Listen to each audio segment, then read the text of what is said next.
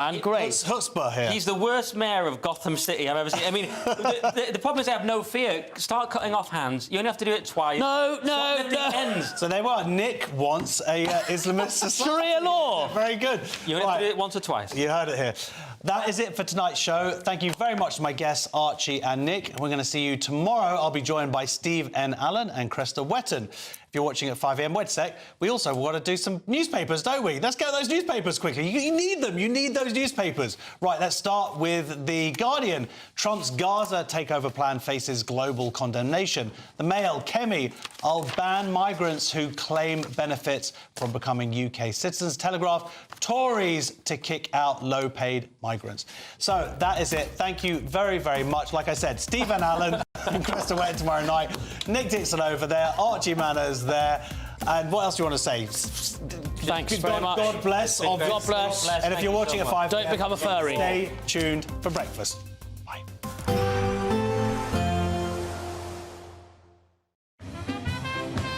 There will be a light breeze in the morning, leading to a warm front. Boxed heat pumps, sponsors of weather on GB News. Hello again and welcome to the latest update from the Met Office for GB News. Skies will clear across the UK overnight, leading to a widespread frost, but a sunny day for most of us on Thursday. High pressure is why we're seeing clear skies. Sunshine has been prevalent across England and Wales. We've seen showers further north, but as that high pressure builds in from the south, skies will clear up and down the country. Just some patchy cloud there for the Highlands and a bit more of a breeze for the north and west of Scotland, perhaps along the south and southeast coast of England. Otherwise, with light winds for the vast majority and those clear skies, we'll see a widespread frost. Temperatures in main urban areas, -1 to 1 or 2 Celsius, but in sheltered parts of the countryside as low as -5 Celsius first thing. So it will be a chilly start to Thursday, but look at this, plenty of sunshine across the map there. Just some patchy cloud running into Kent, and there'll also be some patches of fog and cloud here and there elsewhere. But for the vast majority, it's just going to be a chilly and frosty but bright start to Thursday. Bright blue day follows with plenty of sunshine remaining. Any fog patches that we'll see in the morning will burn away during the morning into the lunchtime period. Patches of cloud here and there, and increasingly so across East Anglia and the southeast, so less sunshine by the afternoon in these locations. A bit more of a breeze coming in as well. That breeze will make it feel cold, but on the whole, temperatures around average for the time of year, 7 to 9 Celsius.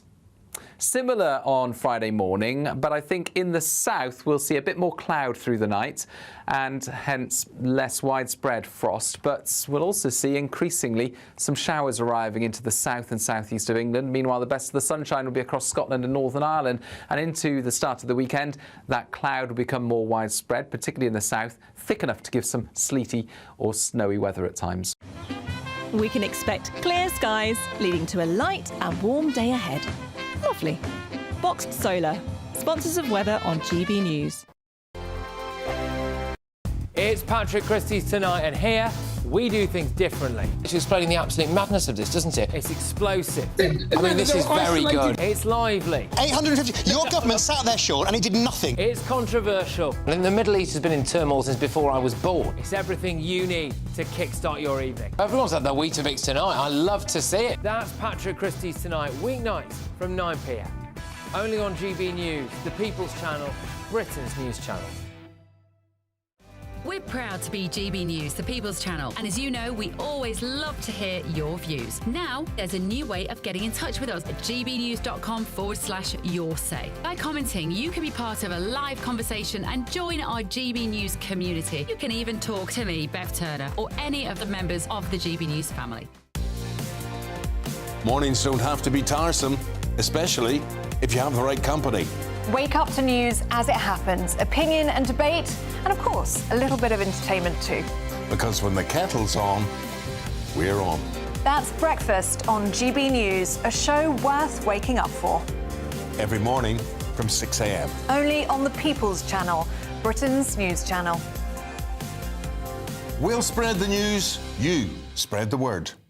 Good Afternoon Britain isn't just about us. The wonderful thing about this programme is it's about everyone watching. It's an interactive programme. Well, there absolutely is something to see here, and we're going to be talking about it more. Whether it's breaking royal news, Will, please bring us up to date. or indeed a particularly punchy speech in the House of Commons, Very, very curious. we bring it to you live, and then we bring you live reaction as well. That's Good Afternoon Britain, weekdays from midday. Only on GB News, the People's Channel, Britain's news channel. If you want your news to be straight talking, this is a nightmare for the Conservatives again. down to earth, It's not just Nottingham where this is happening, is it? and most importantly, honest, Hard-working, middle-class taxpayers, they'll get their book thrown at them. then catch me, Martin Daubney, Monday to Friday, 3 till 6 p.m. on GB News, Britain's news channel. Join me, Camilla Tominey, for a frank and honest discussion with those in power that cuts through the spin and gets to the heart of the issues shaping our nation. You haven't confirmed that you want to stand as leader, but you haven't ruled it out either. This report basically says that he's not fit to stand trial. Is he indecisive? Incompetent? I deliver the dose of reality Westminster needs. That's the Camilla Tominey Show at 9:30 every Sunday on GB News, the People's Channel, Britain's news channel. In the GB newsroom, we bring you the news as it happens. With our team of dedicated journalists across the UK, we're ready to keep you up to date with what's happening every half an hour, every single day. Bulletins here on GB News, the People's Channel, Britain's news channel.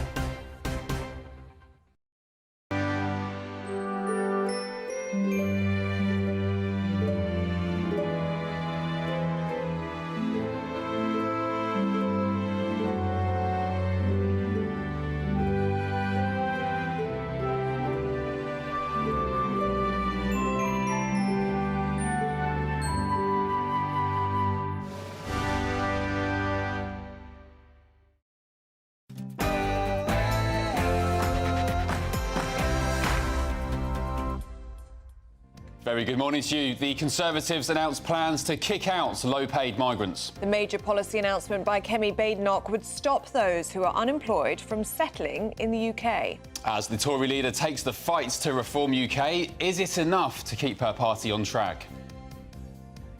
Fury from Reform. Deputy Prime Minister Angela Rayner postpones select local elections as she plans an overhaul, leaving over 5 million people without a vote this year.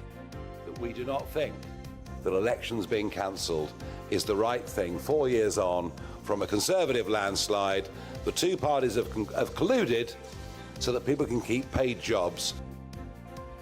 Rutland under threat in a GB News special. Will be joining locals of England's smallest historical county, which may soon no longer have its own independence after Angela Rayner's plans to redraw the map. Announced yesterday is the offer, the willingness of the United States to become responsible for the reconstruction of that area. President Trump's top aides clarify his plans to develop Gaza and turn it into the Riviera of the Middle East. And the King makes a special visit to a community centre to recognise the contribution of Polish culture. A royal reveal. Prince Harry's much speculated immigration records could be published by courts in the US. And here's a talker. As a UK pet shop sees the first lab-grown meats for dogs go on sale, we're asking, would you feed your dog a vegan diet?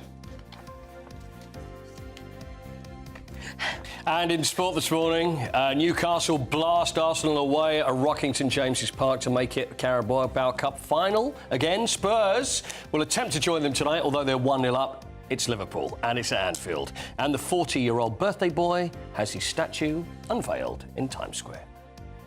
Big changes are on the way for the UK's weather later this week, but for the rest of today, well, it's more wet and breezy weather coming from the west. I'll have the full details in the forecast coming up soon. Good morning, it's just gone 6 o'clock. I'm Ben Leo. I'm Ellie Costello and this is GB News Breakfast.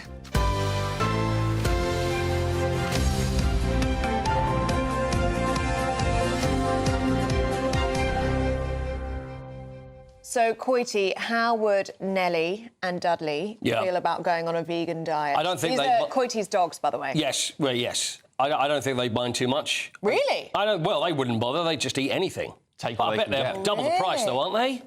Do you not think that's a bit cruel? Do I think it's for dogs to eat vegan food? Surely in the wild they'll just eat meat. They'll hunt. No, they're not wolves. It's a cocker spaniel. They're not far off, though. Actually, yes, remember that. The thing is, Dudley, because he's had pancreatitis, so I have to be careful what I give him. Broccoli, he has broccoli for his treats. Does he like broccoli? He loves broccoli. So the problem is, it's like at 3:30 in the morning when I'm getting up and I'm going downstairs and they're waiting for his broccoli. So he has broccoli. Doesn't sound like nice. much of like a you. treat to me, broccoli. Yeah, but you're not cocker spaniel. Lewis Hamilton's dog is vegan. Really? Called, what's he called? Is it Roscoe? Roscoe, he's vegan. Lewis, of course, massive vegan. Environmentalist. And he's Yes, passed of it on course. to his pooch. Yeah, well, you know what? I don't think dogs don't mind, though, do they? See, I think they will. I'm going to go, I need some meat. Yeah, I don't know. Not that I can speak to dogs, but I can imagine they'd want meat because they're omnivores, aren't they? Haven't tried speaking to them? Actually, I try and speak to them. But rumour has it humans are omnivores as well. That's the thing. Well, yes, but then a human can decide what they want to eat. But if you're forcing a dog will eat to be anything, vegan, Ellie, no, surely. it's forcing them. Well, so you think if we had the 2-bowl test, They'd go to the meat. they go to the meat Every first? time. Yeah, you reckon? You say humans are omnivores, but we've got incisors. That's it. That's what they're for. Which people say, cutting into the meat and Exactly. tearing it apart. Exactly. I'm not knocking the vegans, but that's what the teeth are for. Just give the dogs a slab of meat. Go on, give them a nice steak. Slab? That's what they want. Yeah. You're onto something Bit of with the veggies, though. My mum's dog loves carrot. Yeah. If you're chopping carrot, she's like, please. Listen, Loves dogs carrots. generally, dogs will eat anything. You know, it's only, they'll turn their nose up. But generally, if you give them a bowl of something, they'll be straight in there and they'll eat it. Well, let us know what you think. Would you feed your dog a vegan-only diet? We're going to be debating that a little bit later on in the programme. gbnews.com/you'll say. Right, so we move on because opposition leader Kemi Badenoch has announced plans to kick out low-paid migrants from Britain and ban those who claim benefits from becoming citizens. Yes, it's the first new major policy decision from Kemi Badenoch, who will be seeking to combat the threat of reform. And the move comes just a day after Deputy Prime Minister Angela Rayner confirms local elections in 9 council areas will be postponed until 2026. That's as part of reforms of local government. Well, leader of Reform UK, Nigel Farage, had this to say. There is no justification for cancelling these elections whatsoever other than sheer cowardice of what reform might do to them in those campaigns.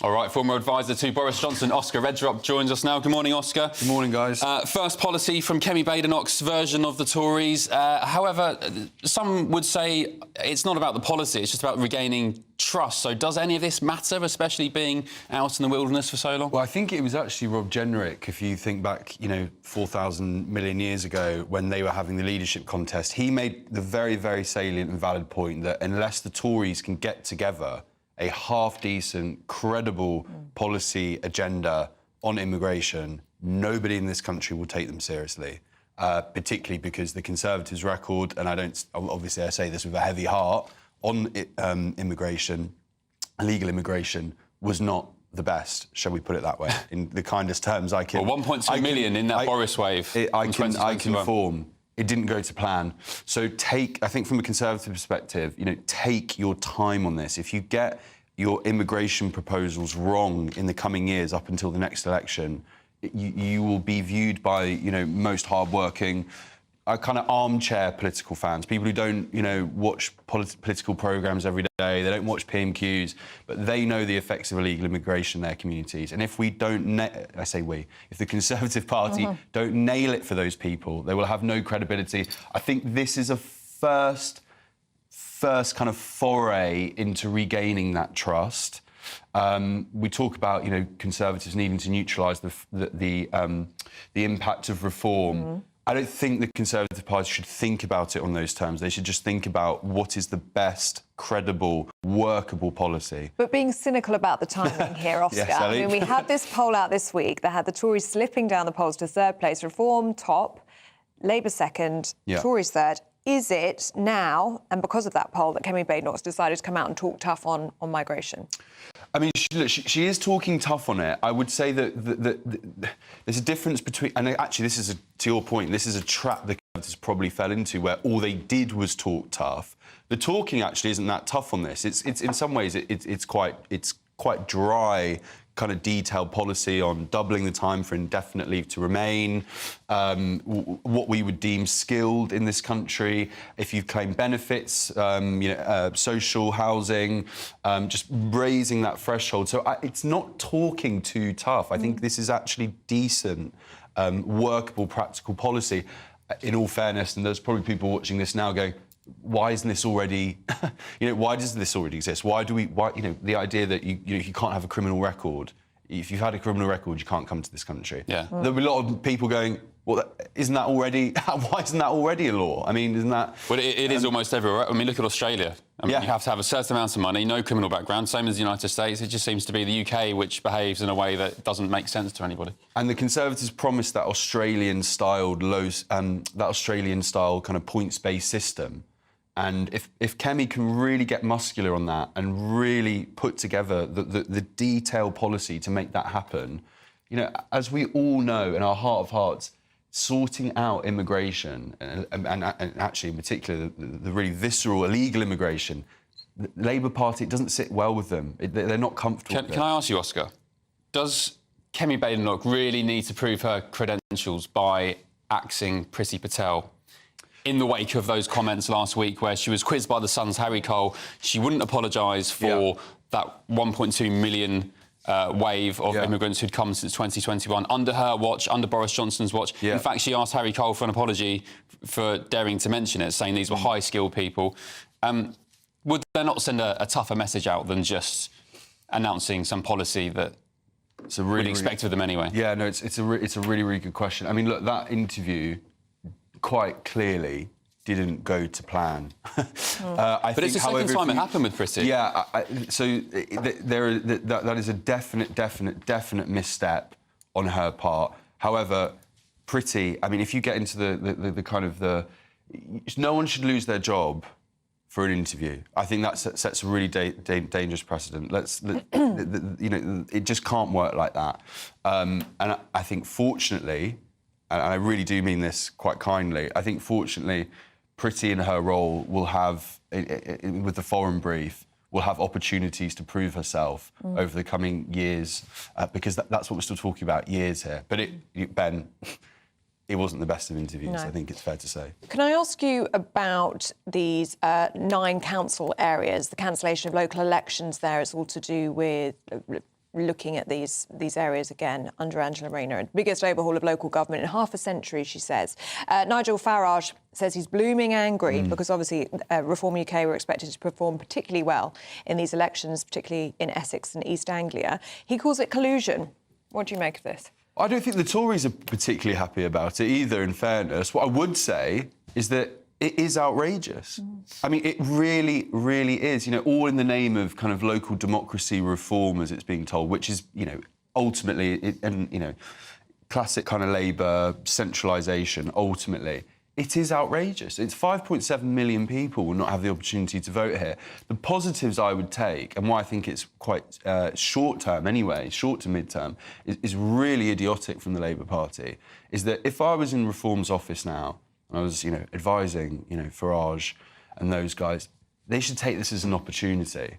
Like, this is oddly enough, this is a real campaigning opportunity because it absolutely taps into people's suspicions that establishment politicians, establishment political parties will, as he put them, collude to maintain that status quo. So he held that press conference yesterday because he actually knows this is an opportunity. He can really bash them over the head with this. Because, I mean, from his perspective, what else is this apart from running scared? Yeah, indeed. And he found support from one Ed Davey, the leader of the Lib Dems, for once on an issue. For one time only. Yeah, properly. Thanks, Oscar. Thank you. We'll see you in the next hour. Right, let's take a look at some of the other news stories coming in this morning. Grenfell Tower is finally to be demolished 8 years after fire claimed the lives of 72 people. Bereaved families of the fire were told of the government's decision last night at a meeting with Deputy PM Angela Rayner. However, members of the Grenfell United group have said that some of the bereaved and survivors are upset about not having their views heard or considered in the decision. The Bank of England is expected to cut interest rates today. Analysts predict the benchmark rate will reduce from 4.75% to 4.5% as the bank comes under pressure to boost the UK economy, which has been showing slow growth. The change could mean the cost of borrowing would fall to its lowest point in more than 18 months. The harms of social media for children is like the cancer risk of smoking. That's according to the head of counter-terrorism policing. Matt Dukes is now calling on the UK to follow Australia with bans for under-16s on websites. He added that online radicalisation and isolation during the pandemic had led to a surge in young people appearing in the casework of MI5 and counter-terror policing.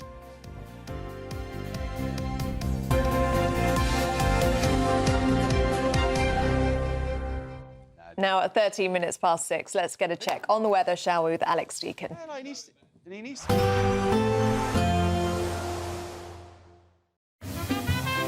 Heavy showers first thing will be followed by a warm, cosy day. Boxed boilers, sponsors of weather on GB News. Morning. A foggy start for some, a frosty start for many. It's cold out there today, but for most of us, good-looking winter's day, dry and bright with plenty of sunny spells. We'll see the breeze picking up a little bit across southern areas through the day. That'll clear any mist and fog, and as I say, most places seeing plenty of sunshine. Still a bit breezy across the northwest, but we've lost the showers here from yesterday. Small chance of 1 or 2 in the far southwest, where we'll see a bit more cloud developing in southern areas through the day. But generally dry and bright, pretty pleasant day with temperatures round average for the time of year. So yeah, we're starting around freezing. We'll get up to 7, 8, 9 degrees Celsius. Pretty quickly, those temperatures will drop back down this evening under largely clear skies. But the breeze continuing to strengthen across the south and blowing a bit more cloud in here, so a few showers maybe just grazing the south coast of Devon and Cornwall. Largely clear skies over northern England, Northern Ireland and Scotland will allow a frost to return pretty quickly here through this evening, but enough of a breeze to keep the temperatures up across the far north of Scotland, so perhaps not quite as cold here. But elsewhere, as I said, the frost coming back. A bit more cloud through the night, though, will come across East Anglia, southeast England, and just a chance of 1 or 2 light showers. Some mist and fog is also possible, where we keep the lightest winds over northern England, North Wales, southern parts of Scotland. And it won't be as cold across the south, but certainly further north, again, we're looking at a fairly extensive frost, certainly in rural spots well below freezing to start Friday. Again, much of northern Britain looking pretty good on Friday, dry and bright with some sunshine, but it won't be as sunny further south. The Midlands, eastern England, southern England, mostly pretty drab on Friday, and a few showers coming into the southeast. They could have some sleet and snow mixed in, chiefly of rain at low levels, but making for a pretty dismal afternoon on Friday here. And again, pretty chilly across the south, 6 or 7, add on that wind, it'll feel colder. Expect a warm front, moving from the kitchen right through to the rest of the house. Boxed boilers, sponsors of weather on GB News. OK, to the US now, where President Donald Trump's comments on owning the Gaza Strip have continued to make headlines. The US will take over the Gaza Strip, and we will do a job with it, too. We'll own it. Well, addressing the media in Guatemala, Secretary of State Marco Rubio has clarified President Trump's comments, revealing that the US has only offered to rebuild the region. Let's get the thoughts now of US political analyst Eric Ham, who joins us now stateside. Eric, good morning. They have kind of rode back on this overnight. The White House press sec said that if Palestinians did leave their country, did leave Gaza, it would only be temporary. So what's the reality? Well, I think the reality is, I think this is still very much just an idea and has not really gone through the rigors both of the White House and the various agencies that would actually oversee this process, namely the Department of Defense and, of course, the State Department. And so I think what we're seeing here is Donald Trump perhaps may have gotten even ahead of himself. We know he has a background in development. And so I think this is something that we're seeing from Donald Trump, where he believes there is opportunity there. In addition to that, we know that Donald Trump, even before he became president, certainly had grand ambitions for expansionist policies as it relates to the United States regarding his comments for Canada, Greenland, and of course the Panama Canal. And I think what we're seeing here is those expansionist ideas continuing to reverberate with the president. But still, even now, we're seeing some pushback, not only with Democrats, but even some Republicans as well. So do you think that this was Donald Trump speaking off the cuff, speaking as a realtor, speaking as a businessman, rather than speaking as a president? Because, I mean, for right-wing politicians in Israel, they would see this as vindication, right? They would see this as no two-state solution. Yeah, that's right. And again, I don't think this was something that Donald Trump just made up. It was clearly in his prepared remarks, but I don't think, again, it went through the rigors and the various channels throughout his administration, which is why I think it caught so many people off guard. And I think everyone in the United States is still a little bit gun shy, especially after nearly 20 years in Afghanistan. I think there was just great concern about what this will look like. And also, we know right now there's really no support, even among Arab states, for the United States to actually take over Gaza. Yeah, Eric, there was some conjecture online overnight that President Trump knew exactly what he was saying whilst Benjamin Netanyahu was next to him. Apparently, reports suggest, I don't know if it's true, but apparently Donald Trump isn't a massive Netanyahu fan. He wants the war to end in Gaza and Palestine, and he was kind of trying to one-up Mr. Netanyahu to encourage him to end the war. You could see the surprise on Benjamin Netanyahu's face. So maybe that's true. We'll never know, I guess. But this approach that Donald Trump has of posturing and threats does seem to be working, because the Panama Canal have now said that US vessels using the canal, US ships and cargo ships, won't be charged fees anymore, saving the United States tens of millions of dollars a year. I mean, that's huge. And we know Donald Trump has certainly gone after a number of different players. In fact, we know with the elections taking place in March in Greenland, we know so much of those campaigns are going to revolve around their independence from Denmark and Donald Trump's desire to actually want to own the country. And so I think what we're seeing here is Donald Trump is certainly carrying his weight, and it's certainly having a tremendous effect, not only in the United States, but around the world. Can I ask you about Donald Trump signing his latest executive order banning trans athletes from women's sports? How's that going down in the States, and will it be subject to legal challenges, do you think? I think, well, so many of Donald Trump's executive orders have already been under legal scrutiny, and a number of them have already been either rescinded or actually shut down through the courts. And I think many of Donald Trump's executive orders will actually have to go through the courts. This executive order certainly did not come as a surprise. Donald Trump, in fact, many believe that this actual issue is actually what won Donald Trump the election, because this was an issue that many people, particularly in the heartland, really care about. And so what we're seeing here is just, once again, Donald Trump is doubling down on many of those campaign promises that he made throughout the year. And it was quite a scene, Eric, in the was at the Oval Office where the executive order was signed, surrounded by women, young girls, absolutely jam-packed. And it was just, for a lot of people, they were saying it was iconic, and they were questioning why the Democrats, over the past 4 years, the likes of Joe Biden and so on, hadn't done the same thing. They're meant to be the party of equality, of protecting women. And Donald Trump, this narrative, meanwhile, was that, you know, he's a womanizer and so on and so on. But it was quite ironic seeing it was Donald Trump doing this. And I guess it's surprised a lot of his critics. Well, I think when we look at this issue, particularly as it relates to Democrats believe in, of course, this equality. But, of course, this whole issue in terms of how you identify a man or a woman has become increasingly more gray. And Democrats have taken an issue that, quite frankly, just hasn't been a political winner in the United States. Yeah, I mean, you could argue they'd prioritise the rights of minority groups, transgender people, over women, half the population.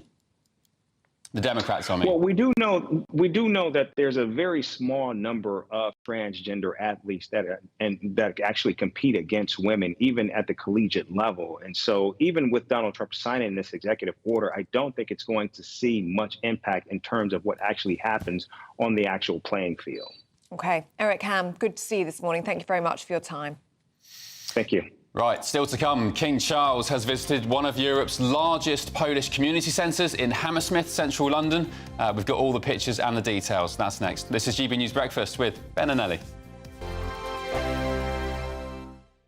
Good Afternoon Britain isn't just about us. The wonderful thing about this programme is it's about everyone watching. It's an interactive programme. Well, there absolutely is something to see here, and we're going to be talking about it more. Whether it's breaking royal news, Will, please bring us up to date. or indeed a particularly punchy speech in the House of Commons, Very, very curious. we bring it to you live, and then we bring you live reaction as well. That's Good Afternoon Britain, weekdays from midday. Only on GB News, the People's Channel, Britain's news channel.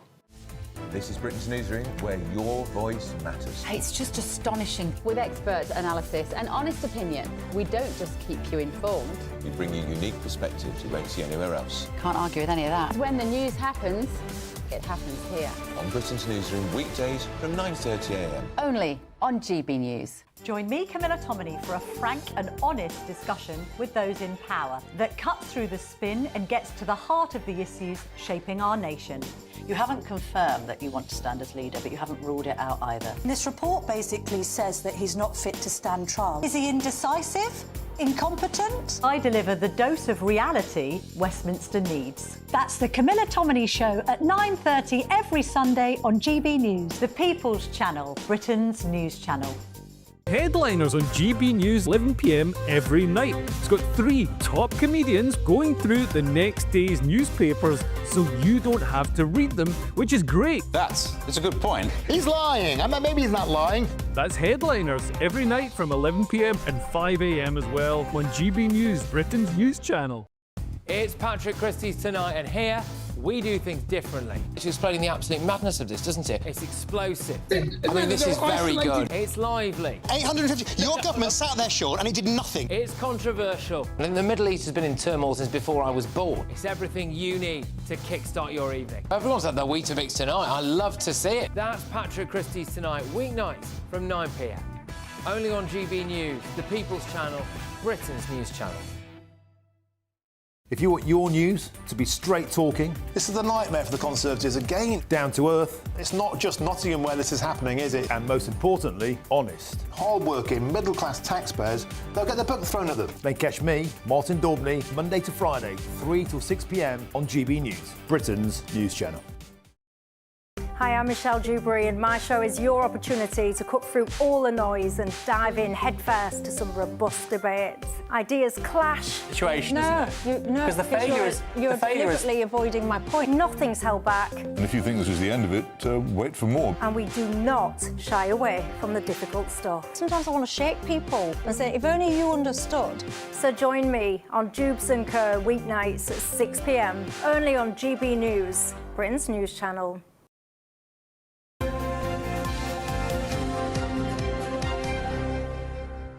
Welcome back to Breakfast. It's 6:25 and King Charles has visited Europe's largest Polish community centre in London. Yes, it follows on from his visit to Krakow last week to support a Polish Jewish artist's work and celebrate with the local community. Our royal correspondent Cameron Walker was following the events.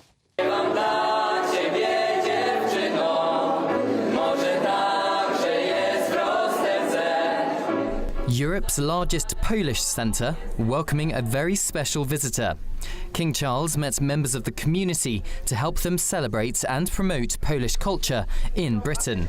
But some remember a time post-Brexit where a small minority chose to attack that culture.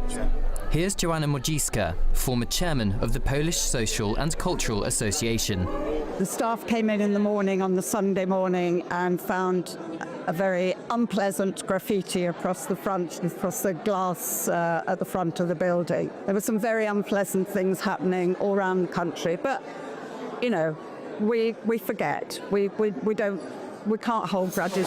But I was in Krakow the other day too briefly, but that's what... The king reminisced about his time in Poland last week, attending the 80th anniversary of the liberation of Auschwitz.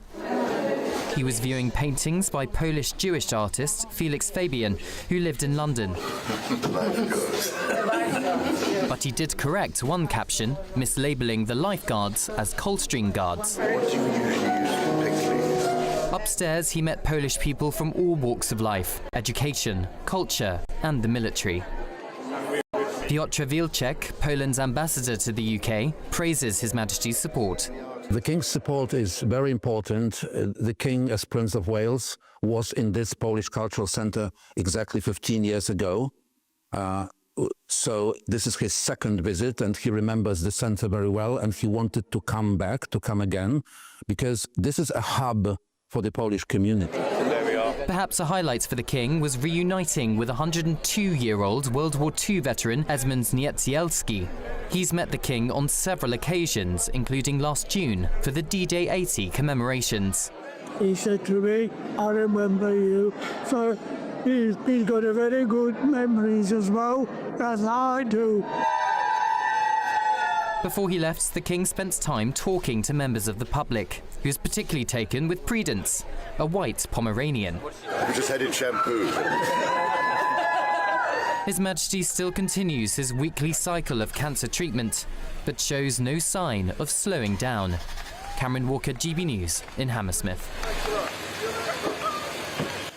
Ah, isn't he lovely with the dog as well? Prudence, the dog. I wonder if it's vegan. Vegan dog. Maybe. Possibly. We'll find out. Have you Lovely been to dog. Poland? Well, yes, I have actually. Yeah, have you? Yeah, a few times. I went to Auschwitz some years ago. Yeah, same. I got sent for work to Tory, I think that's how you pronounce it. Torun, home of very famous Polish gingerbread. Oh, wow. That was That's nice. worth going for, isn't it? And yeah, Krakow's a great city if you ever get a chance. There's the dog again, Prudence. Look how cute that Definitely a vegan with that glowing coat. yeah. Prudence, the dog. Yeah, Krakow, great city if you ever fancy going to Poland. And sorry, talking of vegans, I'm not obsessed, but I went to a very, very nice vegan restaurant in Krakow, and it was the best vegan food I've ever had. I'm not vegan, of course, Really? but it was delicious. You are on your way, though, my friend. He's very vegan curious, very sober curious. You don't No, drink. I could never be vegan. He doesn't drink. He likes to try the vegan lifestyle. Actually, I've had a message from somebody called Sean who says that you looked hammered this morning. I look hammered. You look hammered. As in... Drunk. What? Hungover? Yeah. Absolutely not. We can safely say he's not. No. I was staying up fairly late for You did breakfast. stay up late. I was up till about 9:30, which is late for this shift because I had to leave the house at 2:30 in the morning, living down south, because I was watching the Arsenal game. I thought maybe we could get a result back from Newcastle, but no. And they were hammered. No, I'm not hammered. Yeah, No, they were hammered. Thank you, yes. Not me. But what happened to you last night? Because it was a bit creepy, wasn't it? Oh, yes, it was very strange. So I was watching the game, my wife was out, the boys were asleep in bed upstairs, and I was just laying on the sofa watching Arsenal get hammered. And what's new? Every now and then, my son's remote control car would just move by itself. How scary is that? And I videoed it, I put it on my Instagram. Maybe I'll try and retrieve it if anyone cares. Yeah, let's try and get the video up. Because I watched that this morning and I thought, oh... And then the lamp was flickering, and I was thinking, is there some poltergeist action going on here? Do you believe in all that stuff? Yes. Do you? I'm not... Jury's out. Didn't you get your house blessed? I did get my house blessed. Good memory. By who? I just want good vibes. The priest.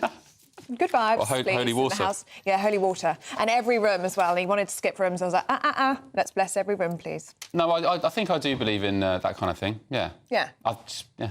Well, anyway, it freaked me out, so let us know. You can feel when you go into certain rooms or meet people, you get sort of, different vibes and energy and things. So, yeah, let bit us of woo-woo. Yeah, gbnews.com/you'll say, see you into the woo-woo as well. Indeed. Right, let's move on. Let's get away from this, because we're giving you the chance to win the latest 2 prizes in our Great British Giveaway. 2 amazing prizes, as I said, massive bundles to be won. The Great British Giveaway is officially 1 year old, and we have a birthday treat for you. We're giving you not 1, but 2 chances to win this month, with 2 prize bundles that include an incredible £10,000 in tax-free cash. But that's not all. You'll also get a brand new iPhone 16 and a £500 shopping voucher to spend at your favourite store. So why not be extra lucky this month? For a chance to win an iPhone, vouchers and £10,000 in cash, text cash to 63232. One entry costs £2 plus 1 standard network rate message, or text bonus to 6... On the Milton Link, near to the A199 Sir Harry Lauder Road at Brunstone, because of emergency gas repairs. There are delays of up to an hour to Stena Line sailings between Cairn Ryan and Belfast after a technical problem. London North Western rail services aren't running between Liverpool Lime Street and Crewe because of a faulty rail at Runcorn. In Essex on the A13, there's a lane closed westbound where someone's broken down at the North Stifford turn near Grays, causing queues, and on the M26 in Kent, it's taking 10 minutes in queues approaching the M25 because of roadworks. You can stay up to date throughout the day by visiting our website, gbnews.com. This is GB News, Britain's news channel.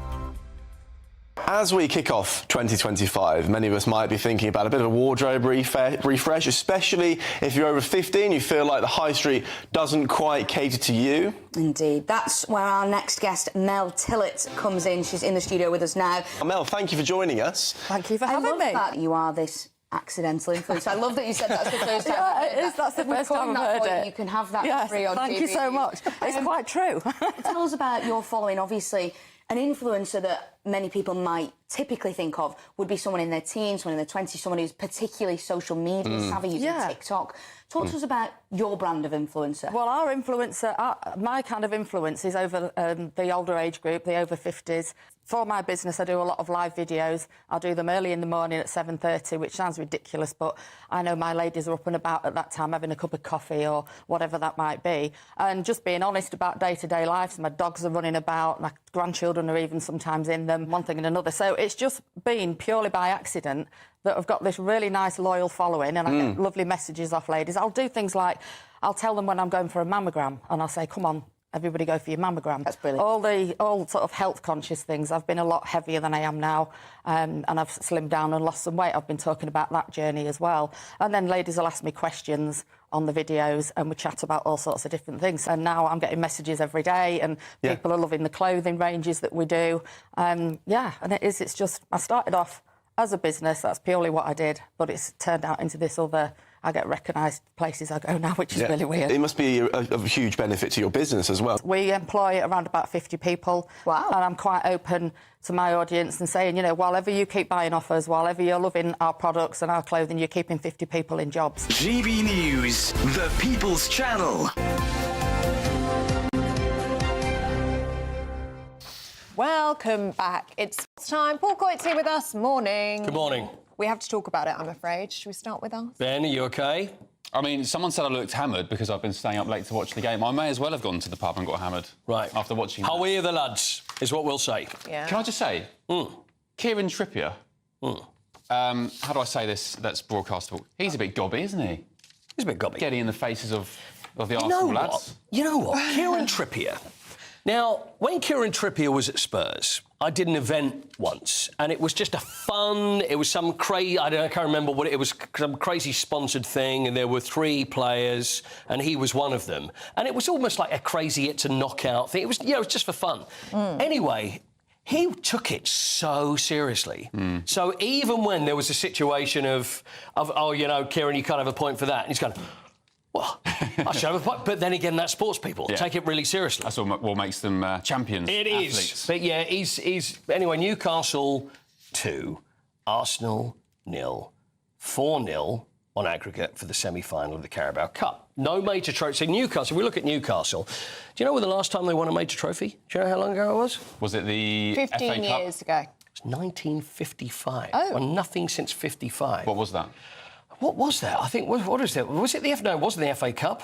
Was it the League? Wasn't the League Cup? Was it the Fairs Cup? It was the FA Cup in 55. It was the FA Cup in 55. According to Google. So the crowd, the thing is, when you hear about the crowd being the 12th man, it really was the case. Last night at St James's Park, the place was rocking. The place was rocking. It really was. It really was. But that's what they say. Why is that funny? I just thought that was very dad-like of you, Coity. The place was rocking. Yeah, but that's what you would say. I'm not trying to say, like, oh, he's saying things like, you know, but it is. The whole place was rocking. I don't mean it was rocking. I mean, it was rocking. The whole place was rocking. I was in actually, shaking. Actually, literally rocking. Literally. Yeah. And it's very intimidating for away teams there because also the away fans are completely up in the gods. The nosebleed seats. It's hard for the fans. There were 5,000 Arsenal fans there, but they might as well have been in a different postcode. They were so far away from the pitch. So at least you're at home then, in the comfort of your own home. Getting harassed by a ghost. Yeah. Do you think the ghost was either a Spurs fan or a Newcastle fan? Probably a Spurs fan. Do you think so? Was it you know, you? I was sitting outside the house going, making this little remote control car move around. I'm so sorry. No, I don't mind Newcastle. Great club, massive club. I think they deserve more success. Their fans are amazing. They are. And, I actually, when I first started being old enough to be aware of football when I was maybe 5 or 6, I really liked Newcastle. They were my team for a while. Patrick Kluivert was there at the time. Right. Who else was there? Who's the Welsh chap who unfortunately died? Gary Speed. Gary Speed. He was around, yeah. So I don't mind Newcastle. Good club. Congrats. OK. Let's win the Champions League. What's with like it was really nice. Very nice. Very nice. But Alexander Isak had a disallowed goal, and then he hit the bar after that, and then the ball was knocked in by Jacob Murphy, and then Gordon's got one after 52 minutes. But they were I thought they were excellent. I thought Arsenal were not good. I don't think Arsenal fans would be happy, but it was almost like they were intimidated. It was the battle of strikers, because the strikers for Newcastle were fantastic, whereas Arsenal not so, and they just ran at Arsenal, and there was just no answer to it. So the whole crowd, the whole situation being at St James's Park, it was almost too much for Arsenal. But so Newcastle now go into the final. Oh, yeah, by the way, do you remember Mikel Arteta was saying about the ball? He was saying that the ball was the problem. The reason they lost in the last game was because of the ball was too bouncy. The ball was too bouncy. So anyway, Newcastle on their social media put this up. Have a look at this. And that was on their social media, and they put the culprit. Oh. So just a little bit of ribbing. Stay humble. Newcastle fans. But the funny thing is Anthony Gordon said that afterwards, and he was saying, we're hoping to do that we really want to do, but we will stay humble, because that seems to be the phrase. Seems to be the meme, doesn't it, this week? But anyway, it's Liverpool-Spurs tonight. Spurs 1-up against Liverpool. I was trying to work out the last time that Liverpool lost to Spurs at Anfield. It's been a long time. It's been a long time. It's about 20 years. Oh, wow. 14 years. 14 years. There was a draw in 2022, which would be good enough for Tottenham.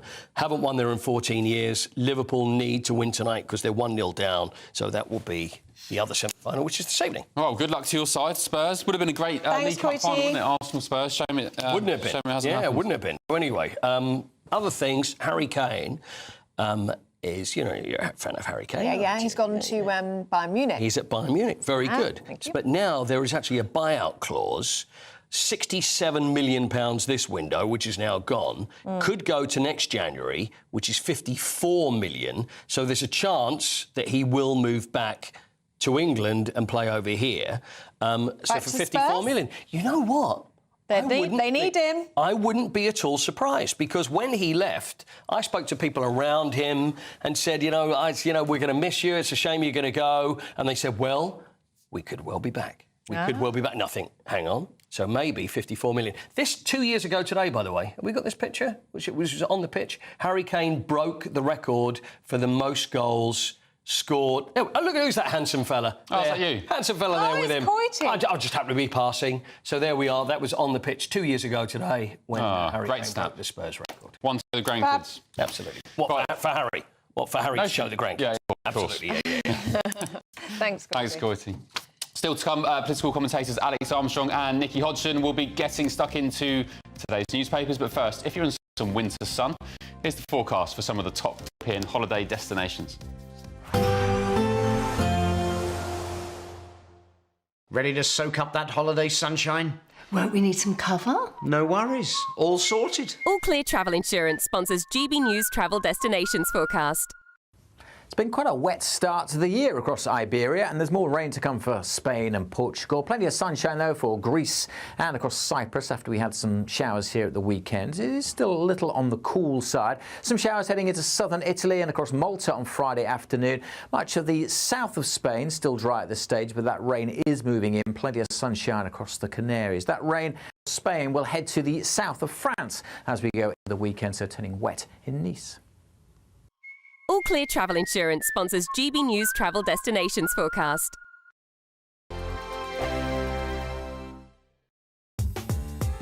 I'm Christopher Hope. From pop stars to politicians, I'll interview anybody in a pub who's got a political opinion. Join me every Friday on Spotify, Apple Podcasts, YouTube or gbnews.com, or wherever you get your podcasts.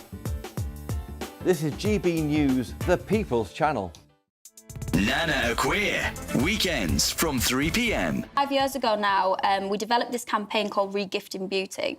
And Regifting Beauty is about giving back to those that are in less fortunate situations than the majority of us.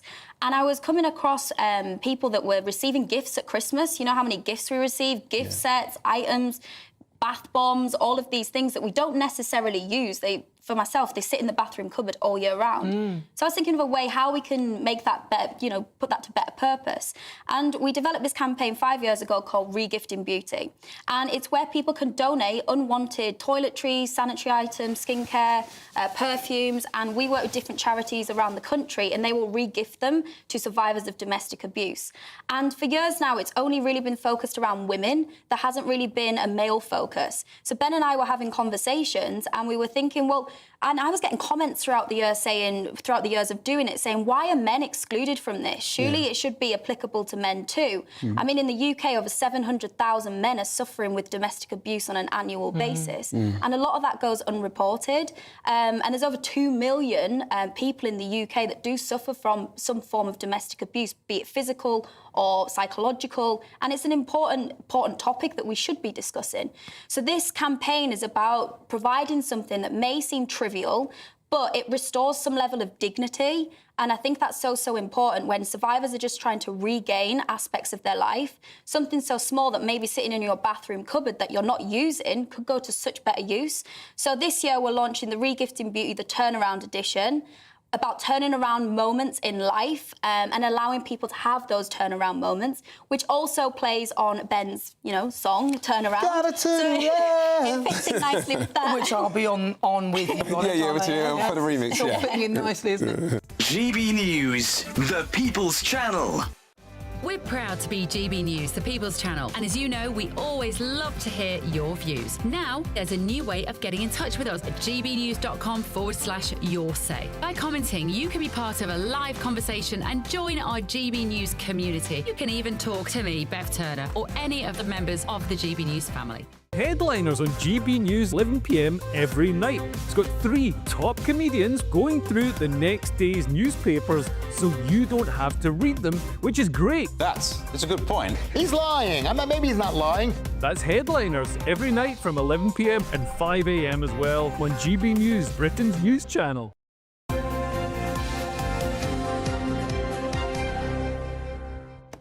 OK, so we were talking about ghosts in the previous segment. Last night I was watching the football when my child's toys were moving by themselves. Yeah, paranormal activity in the Leo household last night. Lynn, good morning. You've said, when I was living with my parents, we were all watching a movie one evening. I was laying on the couch and Dad and Mum each sat on other chairs. Whilst watching, I turned my head away to watch this spook walk in and prod my dad's neck. my dad jumped up in fright and said, why did you do that, to my mum? But my mum said she hadn't done anything. It's something I'll never forget. Ooh, bizarre. Eerie. Well, keep them coming in. gbnews.com/you'll say. Right, time now to get through the day's papers with Alex Armstrong and Nikki Hodgson. Good morning. Morning. Good morning. What would you like to start with? Alex, should we start with this in the Daily Mirror? Actually, this is the... I'm going to show you. This is the front page that really caught my eye this morning. It is so powerful, isn't it? It's all of the victims' faces here from Axel Ruda-Cabana and from Valdo Calacane. Failed by the state is the headline. Yeah, and I think it really does sum it up. Yeah. Because all of these poor families and, of course, the victims that lost their lives due to the Southport attacker, Valdo Calacane, we're talking about a lot of young people dying here. And these people could have been stopped. That's the reality. They could have been stopped. Axel Ruda-Cabana was reported to prevent. He said things multiple times, like he talked about stabbing people. He searched it online. These are things that should have been flagged to the police. And of course, Calacane should have been medically put away, unfortunately to say, that section multiple times. Yeah. And that the state continuously allowed these people out. We've got a failing from top to bottom, not just in our security services, but clearly in our NHS as well. Nikki, we see it in so many different examples. For example, Sarah Sharif, the judges in that case were recently named after a legal challenge by journalists because they're accused of failing their duties. And also, during lockdown, how many times did we hear about children being abused or even killed because social services had missed the signs and the warning signs? Do you think we should be holding people in authority, judges, social workers, to account more? And should they pay the price when things go wrong? Well, I mean, I think these particular cases are interesting because of the severity of the mental health problems of the killers. And I say that as someone that 10 years ago had a psychotic break, and I was extremely dangerous, mainly to myself, actually, not to other people. And I know that in these instances, there was instances of psychosis. So I'm quite passionate about talking about the system not understanding just how dangerous someone can be. Usually it's to themselves. It's not usually to other people. These are rare cases. I think that's important to say. But what's not rare, or what shouldn't be, is this idea that, you know, Valdo Calacane went through multiple courts, met with multiple police officers, you know, was constantly in and out of contact with services, and yet there was nothing that could be done to stop that final terrible thing happening. Yeah. You know? And this is the problem, isn't it, Nikki? Because, I mean, what do you do with... I mean, you're saying that you were a risk to yourself, but for those where it's clear that they're a risk to others... Yes, and often they do become... That's the thing. People start out... His family was saying he's going to be a threat to others, and nothing was done. So what can be done about violent people in our mental health system? Well, then that is definitely for the services to take stronger actions more quickly. If somebody's family, you know, a family is going to know the patient better than anybody else, better than even the medical services, somebody that's had that child, you know, grow up with them and has seen them deteriorate over time. If Valdo Calacane's family were saying, he needs help now, you need to lock him up, then why on earth were they not listened to? Yeah. And, you know, families are really well placed, actually. We don't talk much about the families of the people that commit these crimes, but the families are very well placed to actually protect them because they don't want these things to happen, obviously. You'll also know the social services sector is an absolute disaster. You know, there is no support for young people who are, and there's a lot more young people today than there ever have been that are going through these psychotic breaks. There is nothing there to support them or to stop them or to de-radicalise, so to speak, in whatever way that is, them from committing these crimes. And we've got to start looking into that because the next one of these is waiting to happen today. There'll be someone out there today whose child is a threat to other people and they won't be able to do anything about it. Why do you think there are more psychotic episodes amongst youngsters? What's going on? I mean, look, I think society is so, you know, it's so different to how it used to be. There's a lot of exposure to young people online that they would have seen when we were growing up. You never would have got exposure. You couldn't have typed in the word terrorist attack and seen people stabbing people. You just wouldn't be exposed to it. You've got all of that. You've got social pressure up to your eyeballs. There's a lot of kids don't have any purpose anymore. But also there's a failure in parenting, in my opinion. A lot of these kids go around stabbing people. What are those parents doing? I actually believe a lot of those parents should be arrested as well and looked into. Going, how did you fail your child this badly? Because it is also sometimes the failure of parenting. I mean, the thing that I would say about psychosis, having experienced it, I mean, the Charity Mind says that many of 1 in 100 people in the UK will experience psychosis at some point. Clearly, they are not all terrorists. Of course. But you're asking, Ben, why is it increasing? Well, partly, there's lots of different reasons for why people become psychotic. There's a genetic predisposition. Yeah. Then there's trauma. Normally, it occurs after a significant trauma. One of the things in Britain that we have a problem now with is the strength of cannabis that people consume, smoke. That is leading to higher instances of psychotic breaks. There's a direct link between that. And then there's also a thing about urban living. Yeah. So we don't really know what that's about, but inner city living is another factor that can really, you know, contribute. So I think definitely during lockdown we saw incidences go up because of the kind of pressure cooker environment that people were in. Yeah. So there's like a number of factors. As you said, Alex, Peter Hitchens wrote a fairly controversial article in the Mail the other week, the Mail on Sunday, basically saying that Axel Rudabakana, the Southport killer, was probably smoking very strong cannabis, skunk they call it, which I don't know how he knows that or how he'd ever prove it. But but that could be plausibly a factor. Totally.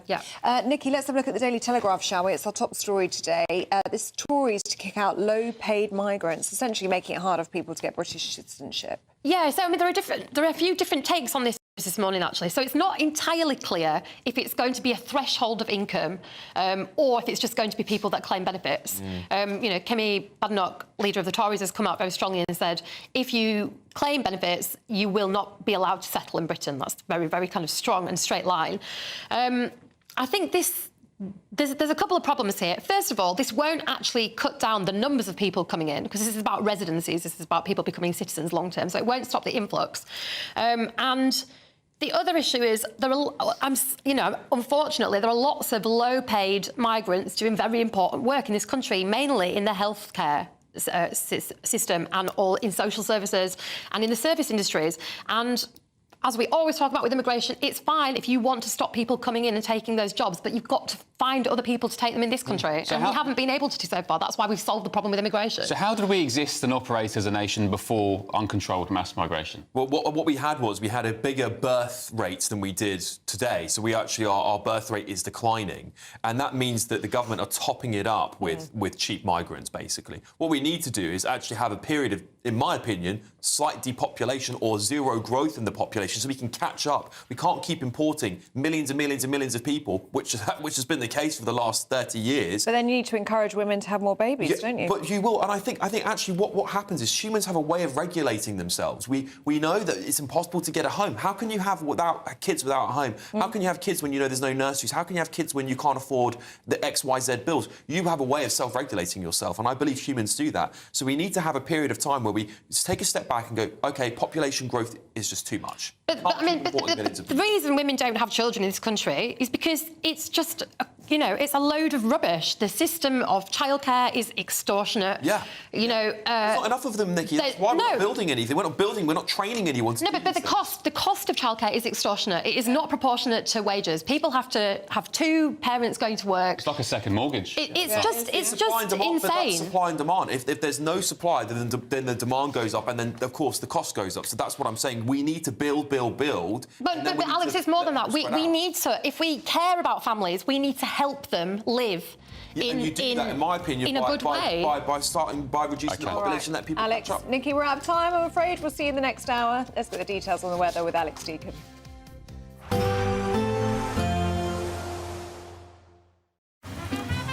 Despite the morning rain, it'll be a nice, warm, cosy day ahead.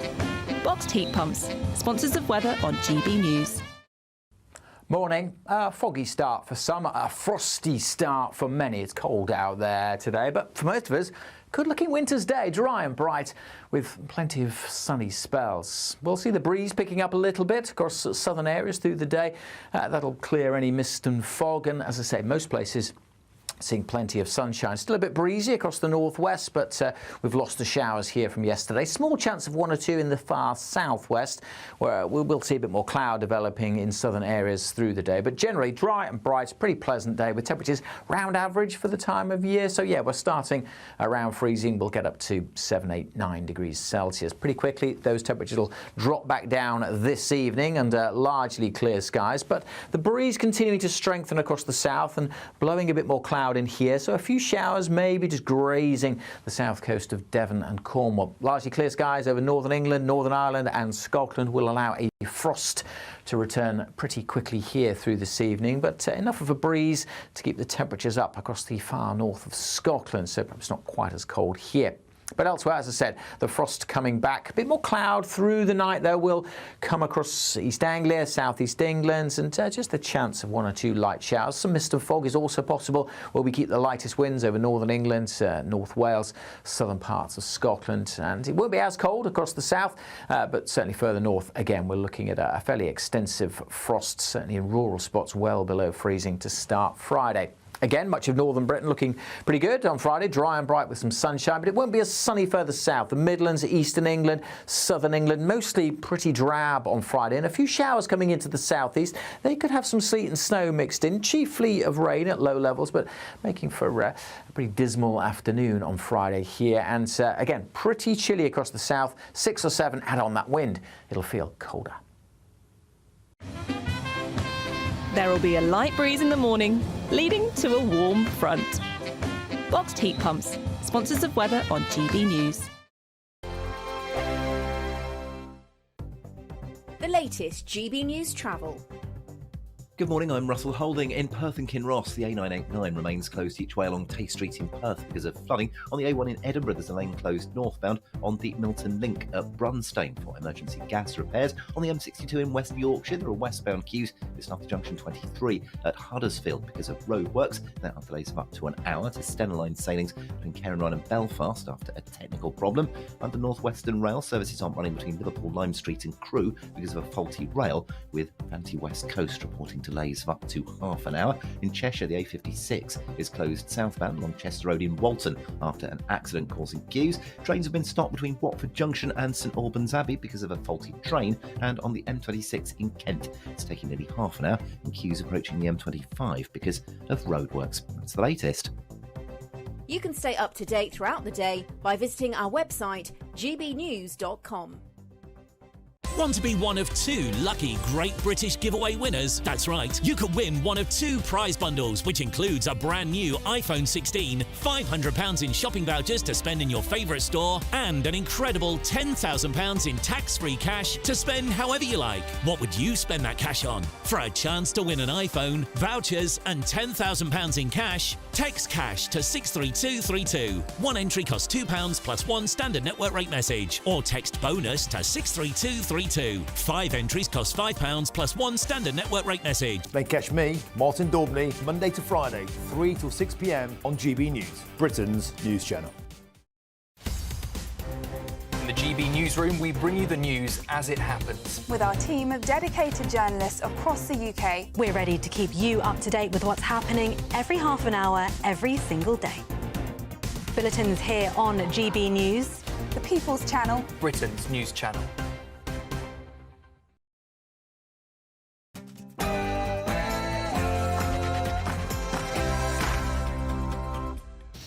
Good morning to you. The Conservatives announced plans to kick out low-paid migrants. Major policy announcement by Kemi Badenoch would stop those who are unemployed from settling permanently in the UK. And as the Tory leader takes the fight to reform UK, is it enough to keep her party on track? Fury from Reform. Deputy Prime Minister Angela Rayner postpones select local elections as she plans an overhaul, leaving over 5 million people without a vote this year. We do not think that elections being cancelled is the right thing. 4 years on from a Conservative landslide, the two parties have colluded so that people can keep paid jobs. Rutland under threat in a GB News special. We'll be joining locals of England's smallest historical county, which may soon no longer have its own independence after Angela Rayner's plans to redraw the map. Announced yesterday is the offer, the willingness of the United States to become responsible for the reconstruction of that area. President Trump's top aides clarify his plans to develop Gaza and turn it into the Riviera of the Middle East. The King makes a special visit to a community centre to recognise the contributions of Polish culture. A royal reveal. Prince Harry's much speculated immigration records could be published by courts in the US. And as a UK pet shop sees the first lab-grown meat for dogs go on sale, we're asking, would you feed your dog a vegan diet? That's a picture of a hungry dog, isn't it? He's licking his lips. He's a hungry dog. In the sport this morning, Newcastle blast Arsenal away a rocking St James's Park to make it to the Carabao Cup final. Spurs will attempt to join them tonight, but although they're 1-0 up, it's Liverpool, and it's at Anfield, and the late Luke Littler. It's nothing to worry about, it's just that he was late for an event and Michael van Gerwen was not impressed. Big changes are on the way for the UK's weather later this week, but for the rest of today, well, it's more wet and breezy weather coming from the west. I'll have the full details in the forecast coming up soon. Good morning, it's just gone 7 o'clock. I'm Ben Leo. I'm Ellie Costello, and this is GB News Breakfast.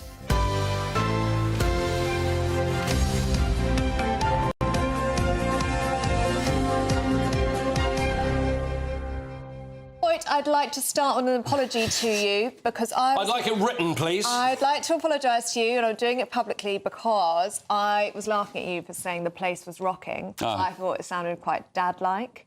But then Ben Leo told me that this is actually a very well-known football phrase, and the stadium was often rocking. And it's not a dad-like thing. I'm sorry. I apologise. It's my ignorance of football terms. I can only apologise. Do you forgive her? Do you forgive me now? Oh, he's not sure. I'm getting the silent treatment. I think so. Oh, good. I'm glad that everything's OK now. This dad thing, what do you mean by that exactly? You're saying it's an old man trying to sound young. Is that what it was? No, That's what it was. It just sounded like, you know, when your dad's like, oh, the place, the pub was, like, rocking last night and popping last night. was And oh no, bouncing. don't. It was bouncing, and oh no. But No, it's actually a football term, so I'm sorry I didn't know that. Okay. It's quite a common sports term, I guess, isn't it? The stadium was rocking, the atmosphere. I mean, You know, So there you go. I've been told. So I suppose my breakdancing is not going to happen now. You're going to get quite upset if I start doing that. Probably for the best if you keep that to yourself. Apparently, last orders for the old pub favourites, so Gen Z, are shunning the likes of... That'll be you then, won't it? That'll be you? Well, we're millennials, aren't we? Yeah, we're millennials. OK. Yeah. Yeah, just... Not as... Gen P, You're Gen Z, are you, Oscar Redrop? What age do you have to be? 20... Up to 2012, I believe it is. Yeah, not quite. Well, they're shunning... 1997? Yeah, no, What not year were quite. you born? Not quite. 94, so yeah. Oh, my goodness me. I'm grey and old. Oh, please, Oscar. 1994. I've genuinely got more greys than you. So that is, sign of things to come. Well, apparently your lot, Oscar, are shunning pub favourites such as pork scratchings, pickled eggs, dartboards, fruit machines, jukeboxes. I used to love the jukebox. Yeah. Rubbish. What, so you're not shunning all of this? You like all of that stuff? I think do you? that's a real shame on that generation. How can you not like dartboards? See, I don't know if I believe in this stuff. Look, chicken in a basket, that's never going to get old. People apparently are finding it outdated. They're giving it a miss. Hold on, the chicken in a basket is a thing. That's a but thing. I've It's never so actually yummy. been anywhere that's actually offered chicken in a basket. Have you? Yeah. Yes. Have you? Yeah, there's Because I love chicken in a basket. I've never been anywhere to have chicken in a basket. Really good. Isn't that KFC? Yeah, but it's not in a basket. That's just chicken. Chicken in a box. Chicken in a bucket or a Chicken box. in a bucket, not in a basket. And Paul, you'll remember this. Yes. The pub I used to go to as a youngster, I met my now wife in a pub. did you? They used to do meat raffles. Meat raffles? I remember meat raffles. Do you not remember them? Not really. I think it's quite an old school thing. But yeah, we used to do meat raffles. You'd pay £1 for a ticket. You'd win some pork chops. That is a thing. It is a thing. It is a thing. Meat raffles. I've never been involved in and a you meat could end raffle. up with a huge, big cut. Wow, look at the size of that something. meat you've got there. Look at that. Did you win that in a raffle? I wish. Yeah. Wow, look and at you that. pay It's a £1 whole and get like cow's a leg you've got big there. cut. And you go home with a cow or something. Yeah. Oh, I'm glad you know. Yeah. That definitely used to happen. Sticky floors are also shunned by Gen Z. I understand that, yeah. That one explains itself. But apparently the fish and chips, that staple meal, is not out of style. Loved by all generations. Yeah, they That's charge good, a lot right? for it, though, don't they? They charge will. a lot for the It's old true. fish and chips now. Oh, yeah, getting pricey. Right, let us know. Yeah, what you think about that one. I like all that sort of stuff. Oh, there you go. Pork scratchings as well. Wouldn't be a pub without I just think the younger generation now just probably are shunning pubs completely. I mean, the pub that I grew up in, I didn't live there. I frequented a lot as a youngster. Might as well have lived there. Might as well have. That's now a block of flats. Oh, no. The place where I met my wife. So it's a shame. that is- I guess it's happening a lot more. Well, 34 pubs in England and Wales are closing down every month. That's according to statistics from last year. Back the great British pub. Go down your boozer. If you can. Get yourself some pork scratchings or a lager. Or some chicken in a basket. GBnews.com/ you'll say. Now, the opposition leader, Kemi Badenoch, has announced plans to kick out low-paid migrants and ban migrants who claim benefits from becoming British citizens. Yes, it's the first new major policy decision from the Tory leader, who will be seeking to combat the threat of Reform UK. Well, the move comes just a day after Deputy Prime Minister Angela Rayner confirmed local elections in 9 council areas will be postponed until 2026 as part of its reforms of local government. And Reform leader Nigel Farage had this to say. There is no justification for cancelling these elections whatsoever other than sheer cowardice of what reform might do to them in those campaigns. Well, former advisor to Boris Johnson, Oscar Redrop, joins us now. What do you make of this, Oscar? So Kemi Badenoch's been Tory leader since November. This is the first major policy announcement from Yeah, I mean, look, when you cover the day-to-day runnings of politics, it's easy sometimes to not see the slightly longer-term view, and it's easy, actually, to forget how to pace things. I mean, there is a long way to go to the next election. I mean, our current Prime Minister, Keir Starmer, I don't think provided any serious policy platforms until, basically months before the election. So she has time, and this is quite a gentle first foray, I think, into trying to, and there'll be a lot of people watching this who'll go, I don't care what the Tory party say or do, I do not trust them on immigration, but she's attempting to put some meat on the bones, to flesh out decent, pragmatic, detailed policy. And I actually think this is a decent first attempt Rob Jennerick said it during the leadership. Kemi's actually done a good job of completely putting her hands in the air and go, we dropped the ball on it. And if we try and shirk that and we try and pretend we didn't, it's not going to fly with people. And I think this is pretty decent common sense stuff. It's so common sense policy that actually it can almost be counterproductive, where people go, how is it possible that you could have a criminal record and come to this country? Yeah, how does that exist? Yeah, exactly. How can it be possible that you can, claim benefits upon benefits upon benefits when we can't afford, pretty much anything as a country at the moment? So it might actually alarm people, some of these policy proposals, but we're not going to see them from the Labour Party, in fairness. Oscar, you alluded to it there. The big word here for the Conservatives is trust, because election after election after election, their voters were told, we're going to bring down immigration. What happened in 2021 onwards was the so-called Boris wave, 1.2 million people and hundreds of thousands of dependents coming as well, under a party that promised to quite literally take back control of our borders. So isn't it a case of, regardless of the policy Kemi Badenoch's putting forward, the big thing here is regaining the trust of voters, not so much the getting into the nitty-gritty of policy? Yeah, and that can only be done over time. It really, really can. I mean, I honestly, it's interesting, when people, I'm going slightly off on a tangent here, but when people kind of hypothesise about what happened to the Tories, at the last election, why did they, the thing that is underpriced in that is the dropping of the ball on immigration.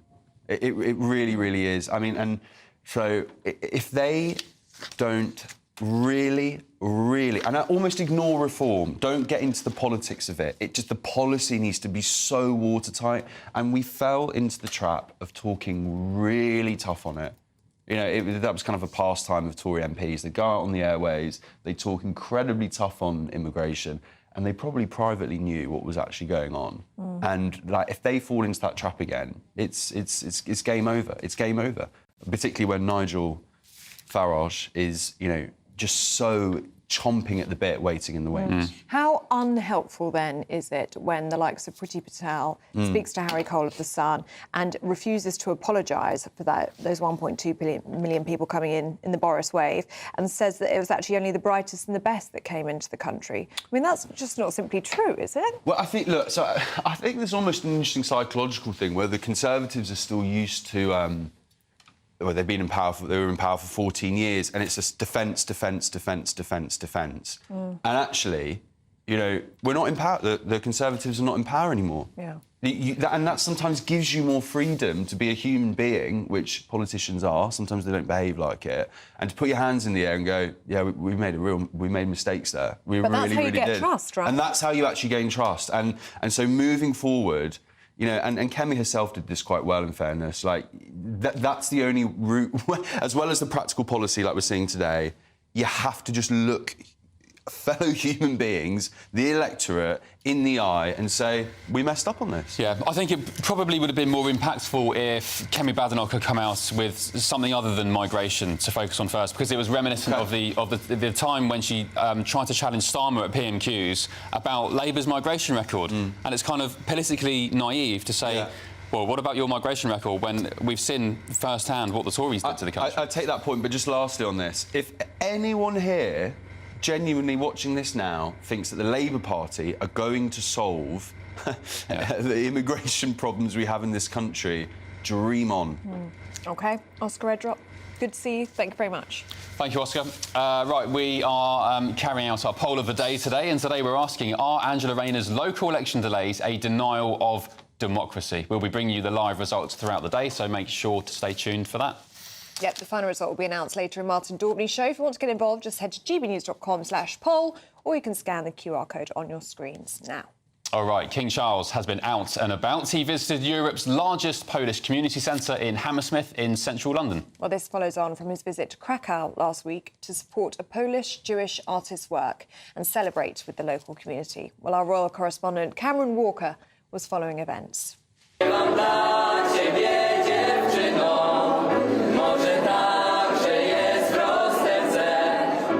Europe's largest Polish centre, welcoming a very special visitor. King Charles met members of the community to help them celebrate and promote Polish culture in Britain. But some remember a time post-Brexit where a small minority chose to attack that culture. Here's Joanna Modziska, former chairman of the Polish Social and Cultural Association. The staff came in the morning on the Sunday morning and found a very unpleasant graffiti across the front, across the glass at the front of the building. There were some very unpleasant things happening all around the country, but, you know, we forget. We can't hold grudges. But I was in Krakow the other day too briefly, but that's what... The king reminisced about his time in Poland last week, attending the 80th anniversary of the liberation of Auschwitz. He was viewing paintings by Polish Jewish artist Felix Fabian, who lived in London. But he did correct one caption, mislabelling the lifeguards as Coldstream guards. What do you usually use to pick things? Upstairs, he met Polish people from all walks of life, education, culture, and the military. Piotr Wilczek, Poland's ambassador to the UK, praises His Majesty's support. The King's support is very important. The King, as Prince of Wales, was in this Polish Cultural Centre exactly 15 years ago. So this is his second visit, and he remembers the centre very well, and he wanted to come back, to come again, because this is a hub for the Polish community. Perhaps a highlight for the King was reuniting with 102-year-old World War II veteran Edmund Niedzielski. He's met the King on several occasions, including last June, for the D-Day 80 commemorations. He said to me, I remember you. So he's got a very good memories as well, as I do. Before he left, the King spent time talking to members of the public. He was particularly taken with Prudence, a white Pomeranian. We just had in shampoo. His Majesty still continues his weekly cycle of cancer treatment, but shows no sign of slowing down. Cameron Walker, GB News in Hammersmith. Good to see the King out and about in the community, but in other royal news, and this is pretty bombshell, or could be at least, Prince Harry's US immigration records could be published by a judge in Washington, D.C. following claims he concealed his past drug use. Well, joining us now is royal commentator Richard Fitzwilliams. Good to see you this morning, Richard. And this is a significant development, is it not?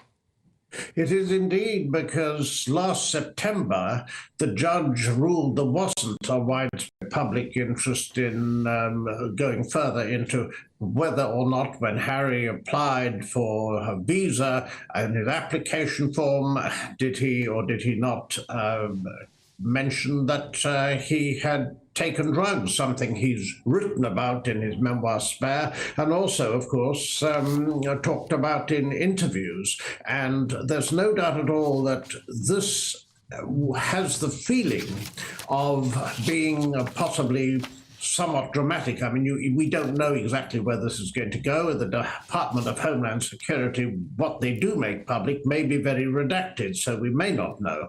But equally, of course, Donald Trump is in the White House, and that could be, well, that is a very new factor in this. He told Nigel Farage on GB News that if Harry had lied, this would mean appropriate action might be taken or would be taken. So it very definitely could be somewhat explosive for the Sussexes.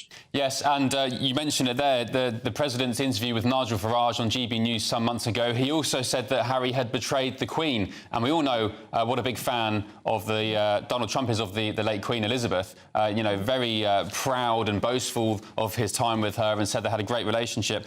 And you just think, you know, maybe 6 months ago, the idea that his immigration records would be unveiled and he'd be even deported for lying on them was, I guess, fantasy. But when you see what Donald Trump is doing now in the US, he seems like a man on a mission. He's talking about taking the Panama Canal, Greenland. He's pardoned people he said he'd pardon. He's banned men from women's sports. He's getting things done. So you just start to think now, could this become a reality? Is President Trump going to send Harry packing back to the UK? Well, this is something that, well, of course, we simply don't know at the moment. But yes, the specific quote from President Trump was a year ago, if it was up to me, I wouldn't protect him. He disrespected the Queen. That's unforgivable. He'd be on his own if he was up to me. Well, it now is, and we'll have to see, because I don't think this is something that the royal family want, because Harry is still the fifth in line to the throne. It would be a cause celeb. He'd appeal in the courts. He's had victories in the courts here against what he's claimed as press intrusion. Well, now we may see something very different emerge. We simply, of course, at the moment don't know, but the Heritage Foundation, a right-wing think tank, which has brought this case and then brought it again after losing last year, obviously they've been somewhat hopeful about this. But as I say, we must wait and see until it's actually revealed what's in the application form that is actually made public. But Harry was very, very unwise to talk about it as openly as he has, including an interview, for example, with Dr. Gabor Mate, who was a controversial figure, and he went into it in some detail. It should, in fairness, be mentioned, of course, that taking drugs was Harry's way of dulling the pain after the tragic death of the Princess of Wales. But he shouldn't have talked about it and written about it as he has. Yeah, Richard Fitzwilliams, good to see you this morning. Thank you very much. Thanks, Richard. That's an interesting point, isn't it? Because that may have been really short-sighted of Prince Harry. Great for book sales to talk about your drug use. Not so good for the US visa application. Do you think Brits would welcome him back with open arms if he'd been booted out of America? I think some would. I think there's still a lot of love there for Prince Harry, but I think for some people, he's made his bed now. Maybe he could in Los Angeles. Maybe he could move into Royal Lodge with Prince Andrew, Uncle Andy. Maybe. And yeah. Let us know what you think. Would you welcome Harry back with open arms? gbnews.com/your say. Let's have a look at some of the other stories coming into the newsroom this morning. Grenfell Tower is set to be demolished 8 years after a fire claimed the lives of 72 people. Bereaved families of the fire were told of the government's decision last night at a meeting with the Deputy Prime Minister Angela Rayner. However, members of the Grenfell United group have said that some of the bereaved and survivors are upset about not having their views heard or considered in the decision. The Bank of England is expected to cut interest rates today. Analysts predict the benchmark rate will reduce from 4.75% to 4.5% as the bank comes under pressure to boost the UK economy, which has been showing slow growth. The change could mean the borrowing and fall to its lowest point in more than 18 months. The harm of social media for children is like the cancer risk of smoking. That's according to the head of counter-terrorism. Matt Dukes is calling on the UK now to follow Australia by banning under-16s from websites. He added that the online radicalisation and isolation during the pandemic had led to a surge in young people appearing in the casework of MI5 and counter-terror police.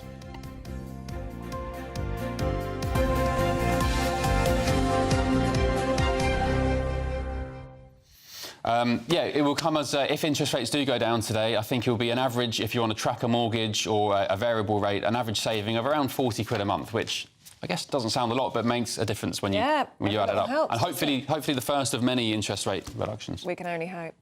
21 minutes past 7. Let's get a check on the weather now, shall we, with Alex Deacon.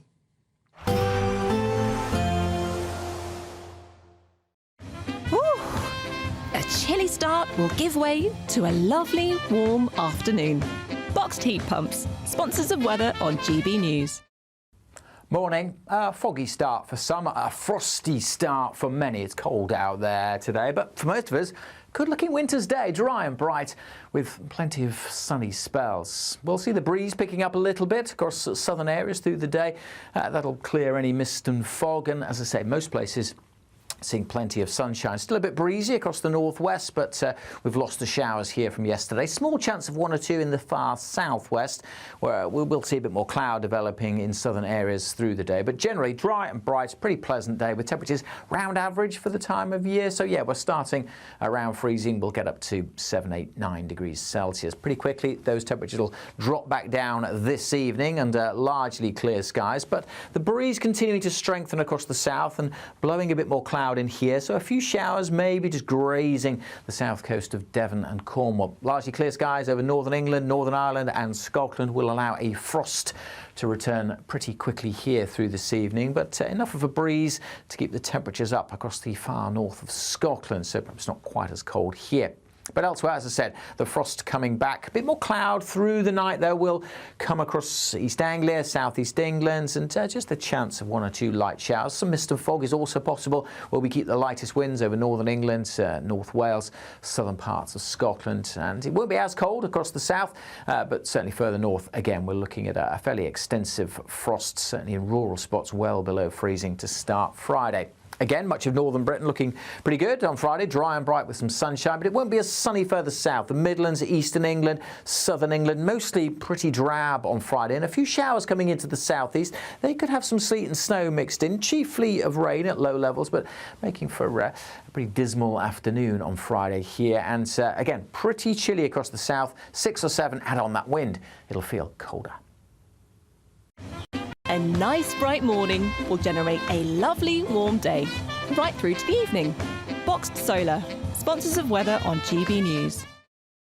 Oh, it was very chilly this morning. I bought some gloves a few years back for Iceland, very thick, proper Arctic gloves. I had to get those out, yeah, and the old beanie hat as well. Oh, wow. Anyway, we're giving you the chance to win in our latest Great British giveaway. 2 amazing prize bundles to be won, and each bundle contains a brand new iPhone, £500 to spend in your favourite store, and get this, £10,000 in tax-free cash. Here's all the details you need to win.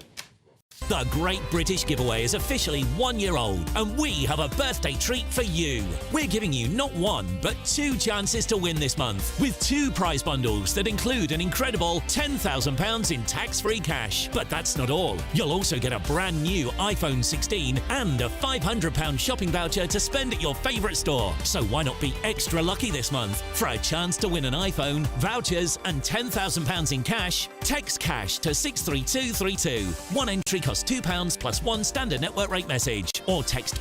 But it is uncanny if you were to Google it. There's a dog in your shoulders. Rolly. I'll Google it. We'll Google it anyway. We're going to be talking to Coronation Street legend Charlie Lawson, talking about all of that next.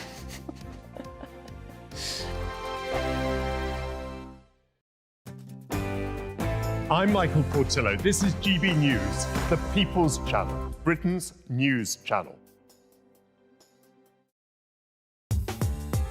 I'm Christopher Hope. From pop stars to politicians, I'll interview anybody in a pub who's got a political opinion. Join me every Friday on Spotify, Apple Podcasts, YouTube or gbnews.com, or wherever you get your podcasts. This is GB News, the People's Channel. Good afternoon, Britain. Weekdays from midday. People living with obesity are people. And they deserve the right for treatment and care as much as anyone else. What we need to understand is that obesity is a chronic condition, or a disease, as some people call it. It's not a choice. And this is the bit that people really struggle with, is that people think this is a lifestyle choice and people have done this to themselves.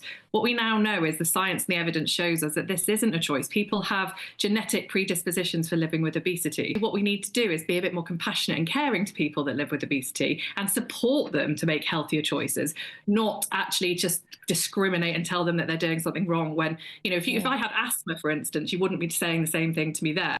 But then it's exactly the same. Usually, if you're going for an operation of some form or other, there'll be often there is a criteria. So my mother, she had a knee operation. They wanted to make sure her blood pressure was right and all these things.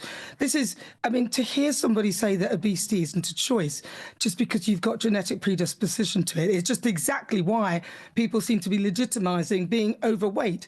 Ozempic has proved that people are overweight because they eat too much. Because Ozempic tells you to stop eating, it makes you think that you've eaten and makes you feel full, so you don't eat. You may be predisposed to anything, but you also have a large percentage of responsibility to make sure that doesn't happen. So absolutely, it is in the patient's best interests, because if you're overweight, it'll take you longer to heal. You're more likely to have complications, the same if you smoke, and also the outcomes are usually better. So for a smoker, if you quit, say 4 weeks before surgery, you're 25%, your risk is lower of respiratory complications. So this is literally, of course, it's discriminatory, because you have to decide, you have to prioritise the people that are likely to survive the operations. GB News, the People's Channel. Headliners on GB News 11 p.m. every night. It's got 3 top comedians going through the next day's newspapers so you don't have to read them, which is great. That's a good point. He's lying. Maybe he's not lying. That's Headliners every night from 11 p.m. and 5 a.m. as well on GB News, Britain's news channel. I'm Michelle Dewberry and this is GB News, the People's Channel, Britain's news channel.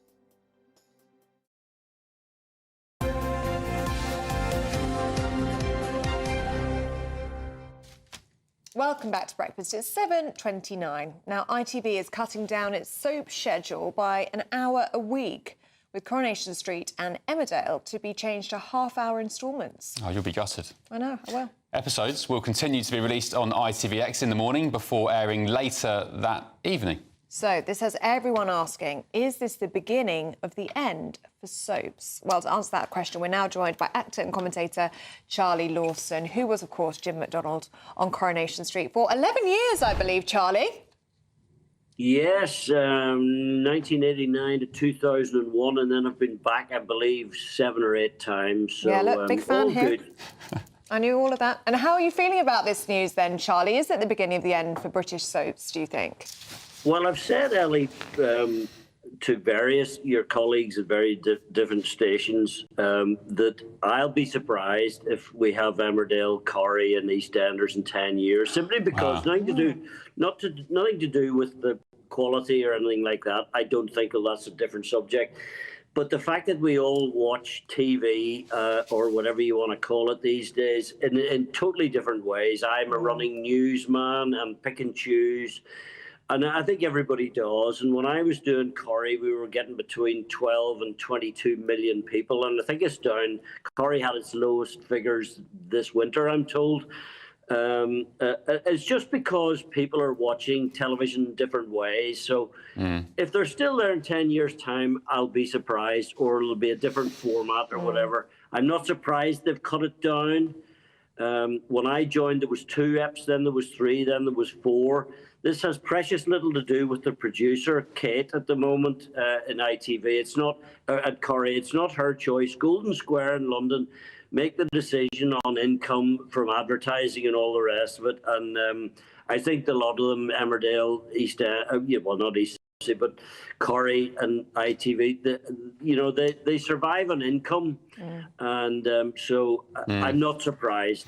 Yeah, slightly different, I guess, to EastEnders on the BBC, funded by the licence fee, obviously. So will this be a detriment, Charlie, do you think, to the UK and to Brits? Because we've all grown up with our favourite soaps. We were just talking then. I liked EastEnders. I like Corrie. You were Corrie.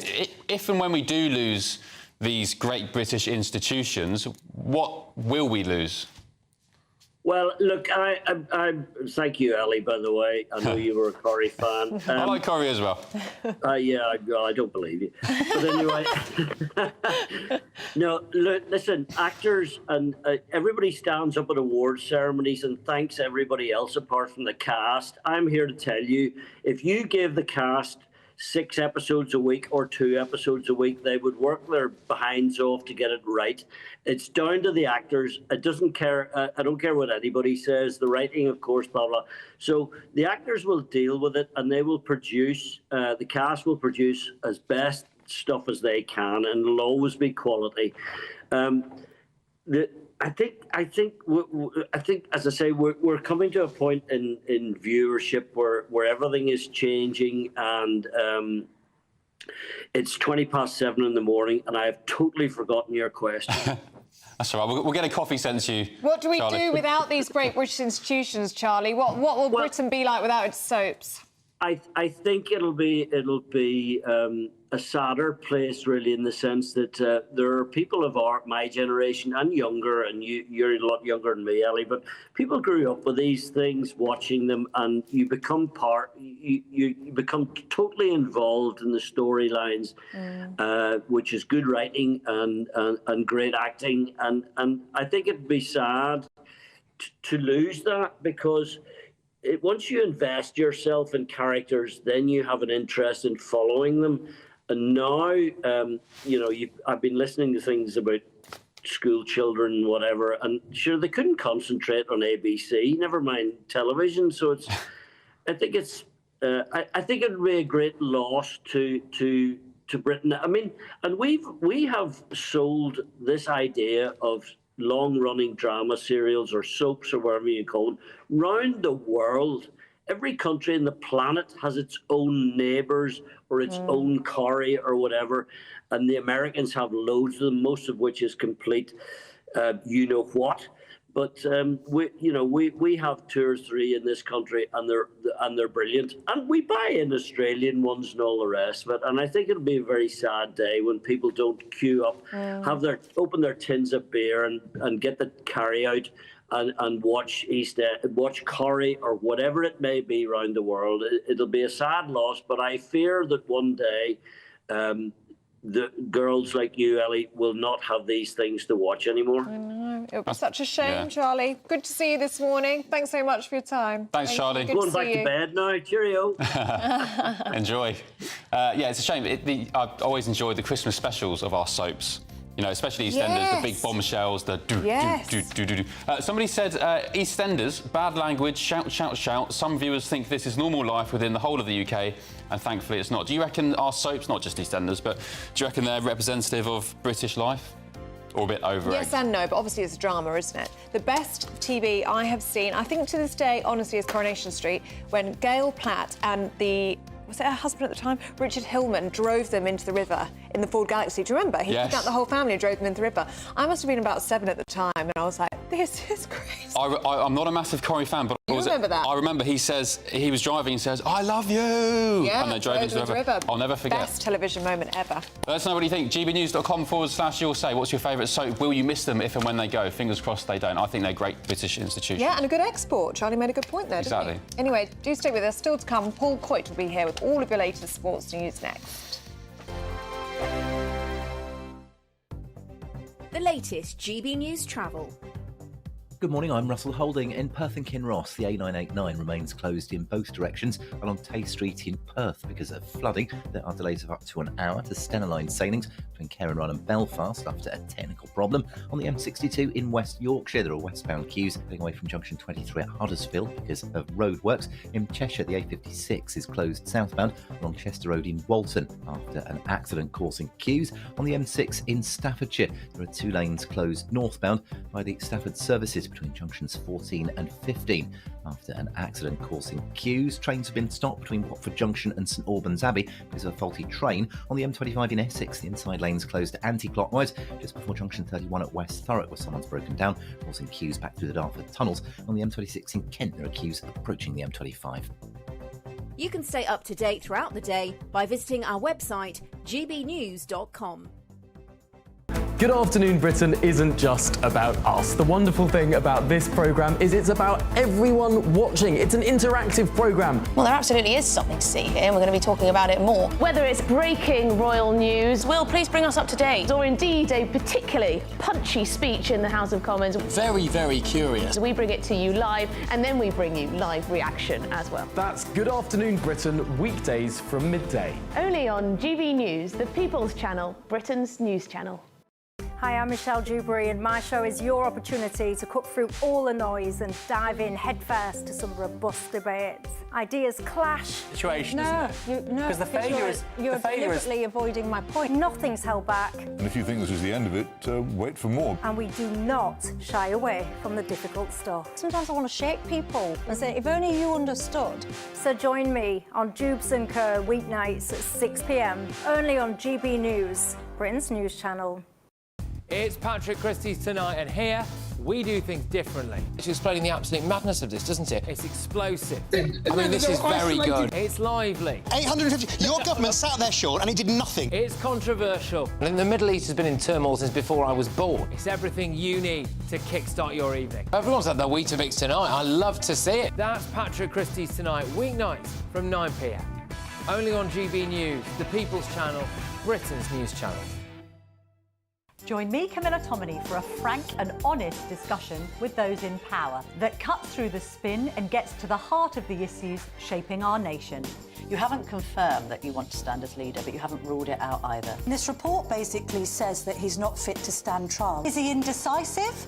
Incompetent? I deliver the dose of reality Westminster needs. That's the Camilla Tominey Show at 9:30 every Sunday on GB News, the People's Channel, Britain's news channel.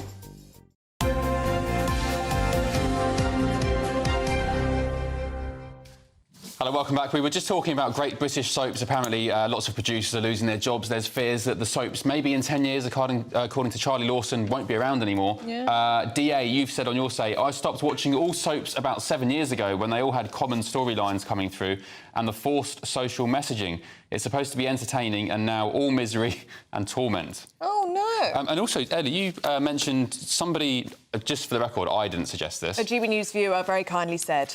They said you look like who? Rolly the dog from EastEnders. There we go. Now, I can actually see the resemblance. Can't you? Can you say bow wow? It is the hair. We literally look the same. Can you see what I mean? Beautiful. Yeah, I see it. Yeah. I see it. Anyway, yeah, And that's my soap doppelganger, the dog. And just to repeat, that wasn't my suggestion before I get cancelled for misogyny or something. That's fine. Let's talk to Paul Coyte, shall we? Sports time. Morning. Newcastle 2, Arsenal 0. Sorry, Ben. They were overrun at St James's Park last night. Run ragged. 2-0 down after the first leg. This is the semi-final of the Carabao Cup, the second leg. Newcastle were terrific. The crowd, what were they, Ellie? What were the crowd doing? They were... Rocking. They were rocking. The place was The whole rocking. place was shaking. It was an incredible performance. They go through to Wembley, and who are they going to play in the final? It's either going to be Liverpool or Tottenham Hotspur. Tottenham Hotspur. So we'll have to see who it's going to be. Spurs are 1-0 up after the first leg, but it's at Anfield, and Spurs haven't won there in 14 years. They just need a draw, but we'll have to see. So that's tonight at Anfield. Oh, by the way, should we hear from... It'd be nice to hear from Eddie Howe. Eddie Howe, the Newcastle manager, has done a great job. Second visit to Wembley. Haven't won a trophy in 55 years. A major one anyway. This is Eddie Howe last night. It was always going to be a difficult game because, well, you know, such a gap between the ties. I think that's unique in itself, and we had a long time to sit on our 2-0 lead and to think about how we were going to approach the second leg. In the end, all the thinking's redundant, really. We were always going to play the same way and try to execute how we want to play the game. And I thought the players did that really well because we were brave, aggressive, everything that we want to be, and definitely the final message to the players really is to try and attack and be ourselves. Well done to Newcastle and the Geordie fans. They were electric last night. Newcastle were amazing. And I'm an Arsenal fan. They deserved to win, and it was great. Good to see Newcastle back on the, I was going to say the world stage, but the domestic stage. It's very, very nice. These Very things. Very nice. sportsmanlike Very of you, lovely. Ben Yeah, Leo. it's very lovely. Cristiano Ronaldo. It was his 40th birthday yesterday. There's a new statue which has been unveiled. Shall we have a look at this? This was in Times Square. Do you remember his last one? In New York. Well, yeah, actually, I think we do have a picture of the last one. This is the one from Funchal Airport. We'll show you in just a second. But this was unveiled in Times Square. You know, how weird is this? The Sergio Fornari, who is the sculptor, hoped to set a world record for the highest number of people worldwide, simultaneously shouting "Sue" catchphrase. I don't think that happened. It seems like a pretty stupid world record, but he's now going to take the statue around the world for people to pay homage to the statue of Ronaldo. Yeah, he looks a bit too beefy. Good statue. It's a superhero statue, Yeah, isn't he it? looks like Spider-Man. Yeah, that's what's going on there. So anyway, I don't know how long it's going to be. Look, there's the dodgy one. I quite like that one. I mean, There we that are. goes down in history for the wrong reasons. That was in the airport there in Madeira, but they took it away because people weren't too happy with it. I'm not sure. Greatest player ever, Ronaldo? No, not ever. Certainly not ever. No, Who's no. the best player ever? Best player ever was probably, I'd say Diego Maradona. Okay. Or Pelé, or even Messi, but he's in there, he's in the shout, Ronaldo, but he's not there. But didn't Pelé score most of his goals in in Brazil, the Farmers League? Well, I wouldn't say the Farmers League. I mean, he did play in quite a few World Cups, so he did quite well in those things. I don't know, I like Ronaldo. Yeah, very good. And also, one very quick one, Winter Olympics. I did say it was yesterday. Today It's a year until the Winter Olympics, so I'll show you some lovely scenes from Milano Cortina. It's in Milan and Cortina, which is 400 kilometres away from each other, by the way. February 6th to the 22nd. We'll have a look at those probably in an hour. Oh, there we are. Oh, look, there's the two mascots. Lovely. And when will we be following the torch? You know what? I will follow that torch as soon as the torch is lit. Can't wait. I can't wait either. Thanks, Let's Courtney. start the coverage. Pleasure. Thank you very much. Good stuff. Stay with us. We'll be getting stuck into the day's news stories in the papers with Alex and Nikki. But first, here's your international travel weather in case you're thinking of hopping off abroad for some winter sun.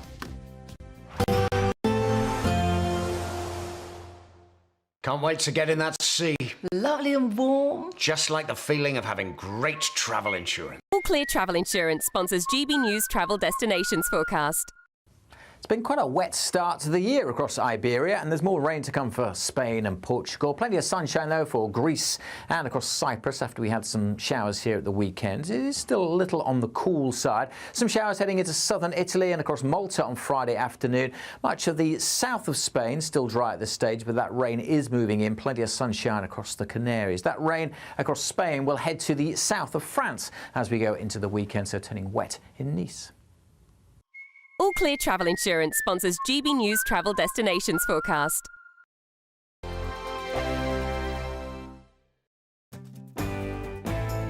I'm Andrew Pearce. This is GB News, the People's Channel, Britain's news channel. We're proud to be GB News, the People's Channel, and as you know, we always love to hear your views. Now, there's a new way of getting in touch with us at gbnews.com/yoursay. By commenting, you can be part of a live conversation and join our GB News community. You can even talk to me, Bev Turner, or any of the members of the GB News family. Lee Anderson's Real World, Fridays from 7 p.m. Aaron McLean, the goal machine here, used to play for Peterborough United. You bagged loads of goals for them back in the day. But I've got a bone to pick with you, young man. You scored at the City ground against Nottingham Forest for, was it Hull City? For Hull City, yeah. Why did you do that? Well, that was my job, unfortunately. I must say, that was actually one of my favourite goals. Was it really? Because I remember, obviously, playing at the City ground, unbelievable stadium, historic. It is great. So, and we beat you 1-0. OK, no need to rub it in. These sports clubs, whether it's football or rugby or whatever, should offer two alternatives. Either a professional footballer, or if you don't quite make it, you can still go and play football at a lower level, but have a career as well, maybe be an electrician or a plumber. 100%. You know, listen, I've had multiple conversations with various different people, whether it's the PFA or whether it's clubs. Even players who do have careers, you know, there's so many that don't make it and don't quite make it to the level or only play at a lower level. There's so many that do have long careers, but once you come to the end of that, you've spent, you know, for me, I spent 20 years as a professional footballer. Once I finished playing, what do you then do for the rest of your life? You know, at 35, once you retire, you still have to have a purpose in life. Yeah. But I'd almost be starting from ground zero.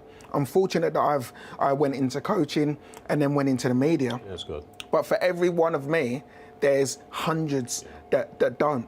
And I've got so many friends who, I've got to say, you know, have really, really struggled on the, you know, mental health side. Yeah, that's a good point, actually, because you go from, like, playing in stadiums, big stadiums, small stadiums, crowds, singing your name, and all that sort of stuff, that adulation, the buzz of winning games, and, you know, the downs of losing games, and you go from that to sort of nothing when you finish. I mean, that's a big come down area. It's a huge come down. GB News, the People's Channel. Join me, Nana Akwe, for an informative, interactive news programme with a difference. It's fun. No, he didn't say that, Dave. I'm so surprised. I think there's an element of truth to that. Join me from 3 p.m. every weekend, only on GB News, Britain's news channel. I'm Bev Turner. Thank you for joining us on GB News, the People's Channel, Britain's news channel.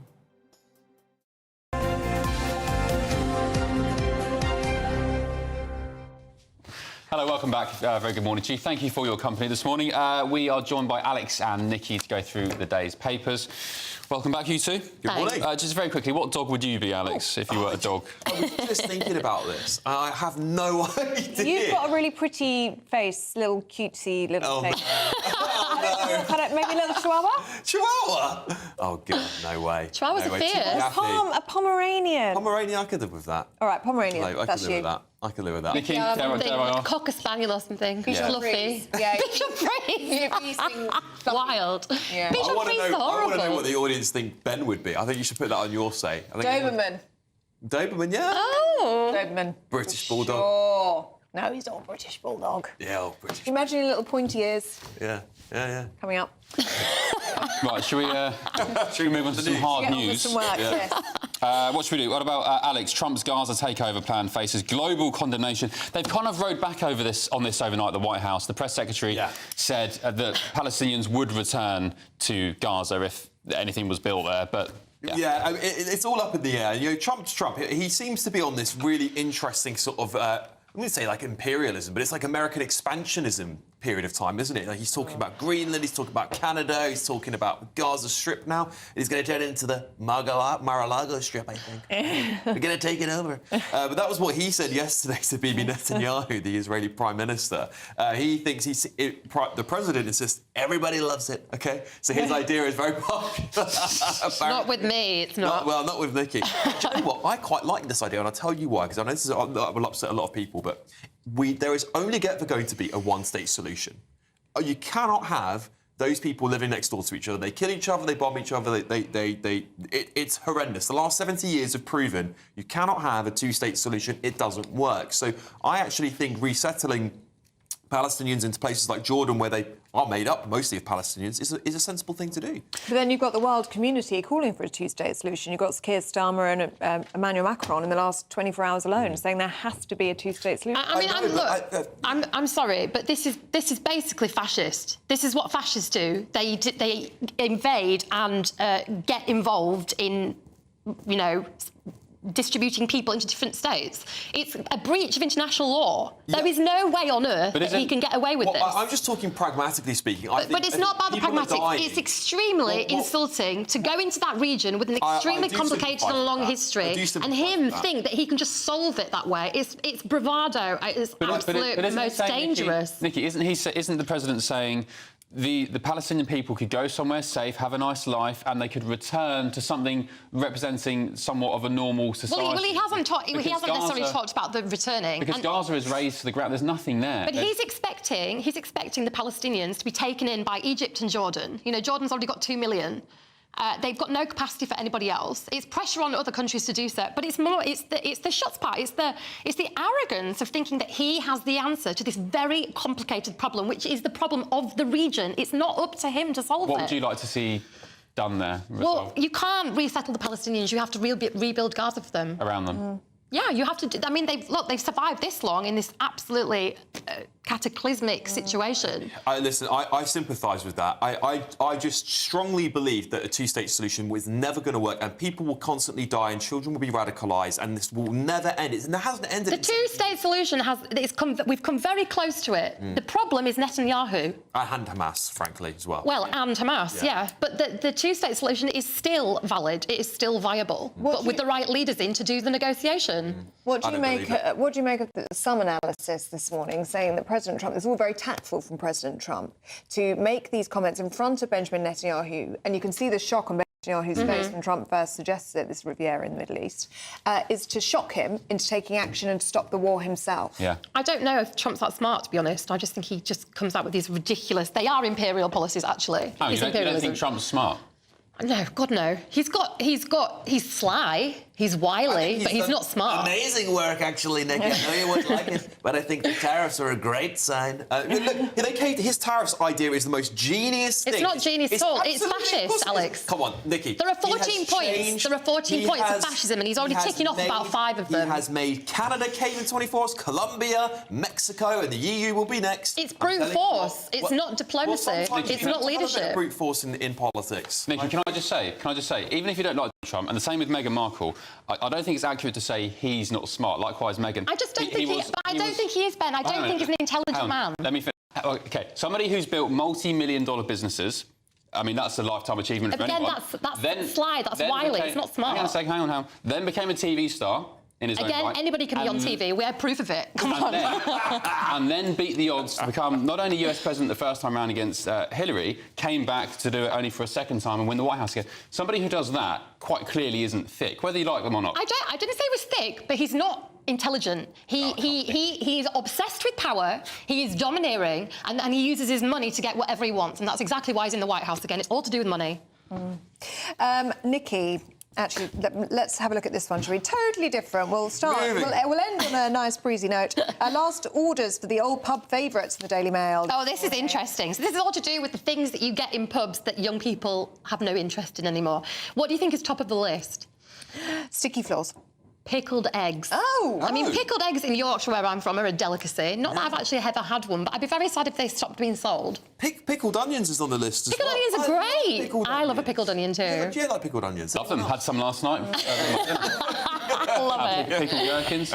And also pork scratchings, which I am very, very partial to. All right. They're not going anywhere. They're actually a keto snack, did you know? Oh, there you go. Nikki, Alex, we're out of time with you. Thank you very much indeed. Let's have a look at the weather with Alex Deacon.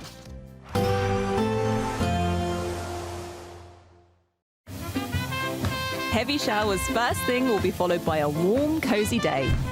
Boxed Boilers, sponsors of weather on GB News.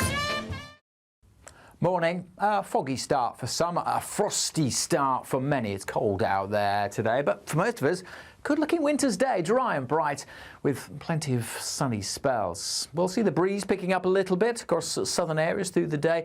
That'll clear any mist and fog, and as I say, most places seeing plenty of sunshine. Still a bit breezy across the northwest, but we've lost the showers here from yesterday. Small chance of one or two in the far southwest, where we will see a bit more cloud developing in southern areas through the day. But generally dry and bright, pretty pleasant day with temperatures round average for the time of year. So yeah, we're starting around freezing. We'll get up to 7, 8, 9 degrees Celsius. Pretty quickly, those temperatures will drop back down this evening under largely clear skies. But the breeze continuing to strengthen across the south and blowing a bit more cloud in here, so a few showers maybe just grazing the south coast of Devon and Cornwall. Largely clear skies over northern England, Northern Ireland and Scotland will allow a frost to return pretty quickly here through this evening, but enough of a breeze to keep the temperatures up across the far north of Scotland, so perhaps not quite as cold here. But elsewhere, as I said, the frost coming back. A bit more cloud through the night, though, will come across East Anglia, South East England, and just a chance of one or two light showers. Some mist and fog is also possible, where we keep the lightest winds over Northern England, North Wales, southern parts of Scotland. And it won't be as cold across the south, but certainly further north, again, we're looking at a fairly extensive frost, certainly in rural spots well below freezing to start Friday. Again, much of northern Britain looking pretty good on Friday, dry and bright with some sunshine, but it won't be as sunny further south. The Midlands, eastern England, southern England, mostly pretty drab on Friday, and a few showers coming into the southeast. They could have some sleet and snow mixed in, chiefly of rain at low levels, but making for a pretty dismal afternoon on Friday here. And again, pretty chilly across the south, 6 or 7, add on that wind, it'll feel colder. Expect a warm front, moving from the kitchen right through to the rest of the house. Boxed Boilers, sponsors of weather on GB News. The latest GB News travel.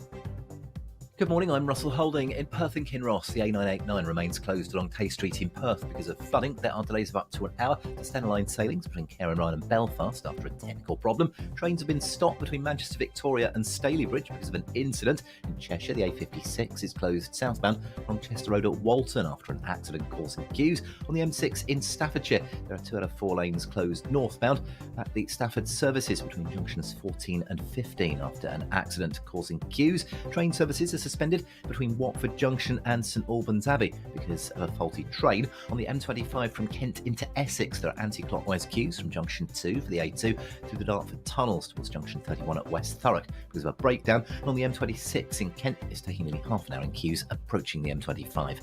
That's the latest. You can stay up to date throughout the day by visiting our website, gbnews.com.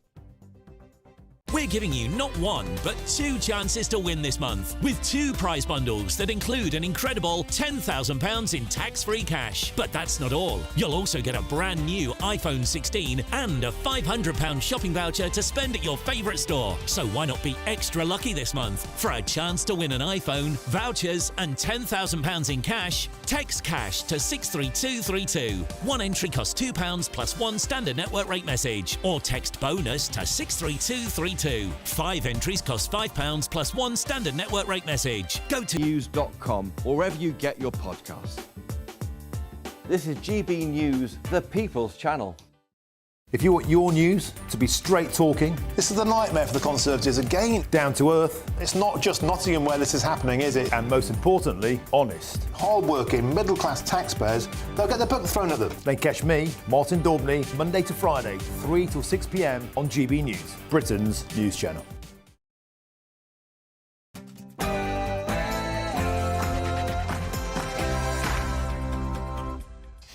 Good morning. The Conservatives announced plans to kick out low-paid migrants. The major policy announcements by Kemi Badenoch would stop those who are unemployed from settling in the UK. As the Tory leader takes the fight to reform UK, is it enough to keep her party on track? Elsewhere, fury from Reform because Deputy Prime Minister Angela Rayner postpones select local elections as she plans an overhaul, leaving over 5 million of you without a vote this year. That we do not think that elections being cancelled is the right thing 4 years on from a Conservative landslide. The two parties have colluded so that people can keep paid jobs. Rutland under threat. In a GB News special, we'll be joining locals of England's smallest historical county, which may soon no longer have its own independence after Angela Rayner plans to redraw the electoral map. Announced yesterday is the offer, the willingness of the United States to become responsible for the reconstruction of that area. President Donald Trump's top aides clarify his plans to develop Gaza and turn it into, his words, the Riviera of the Middle East. The King makes a special visit to a community centre to recognise the contribution of Polish culture. A royal reveal. Prince Harry's much speculated immigration records could soon be published by courts in the United States. And as a UK pet shop sees the first lab-grown meat for dogs go on sale, we're asking, would you feed your dog a vegan diet? And in the sport this morning, Newcastle beat Arsenal at a very noisy St James's Park last night to make it to the Carabao Cup final. Spurs will attempt to join them tonight, although they're 1-0 up. It's Liverpool and it's at Anfield. Here's Ange looking very happy about it. And one of the greatest golf films ever has a sequel, and all the current players want to be in it. Big changes are on the way for the UK's weather later this week, but for the rest of today, well, it's more wet and breezy weather coming from the west. I'll have the full details in the forecast coming up soon. Good morning to you. It's just gone 8 o'clock. I'm Ben Leo. I'm Ellie Costello, and this is GB News Breakfast.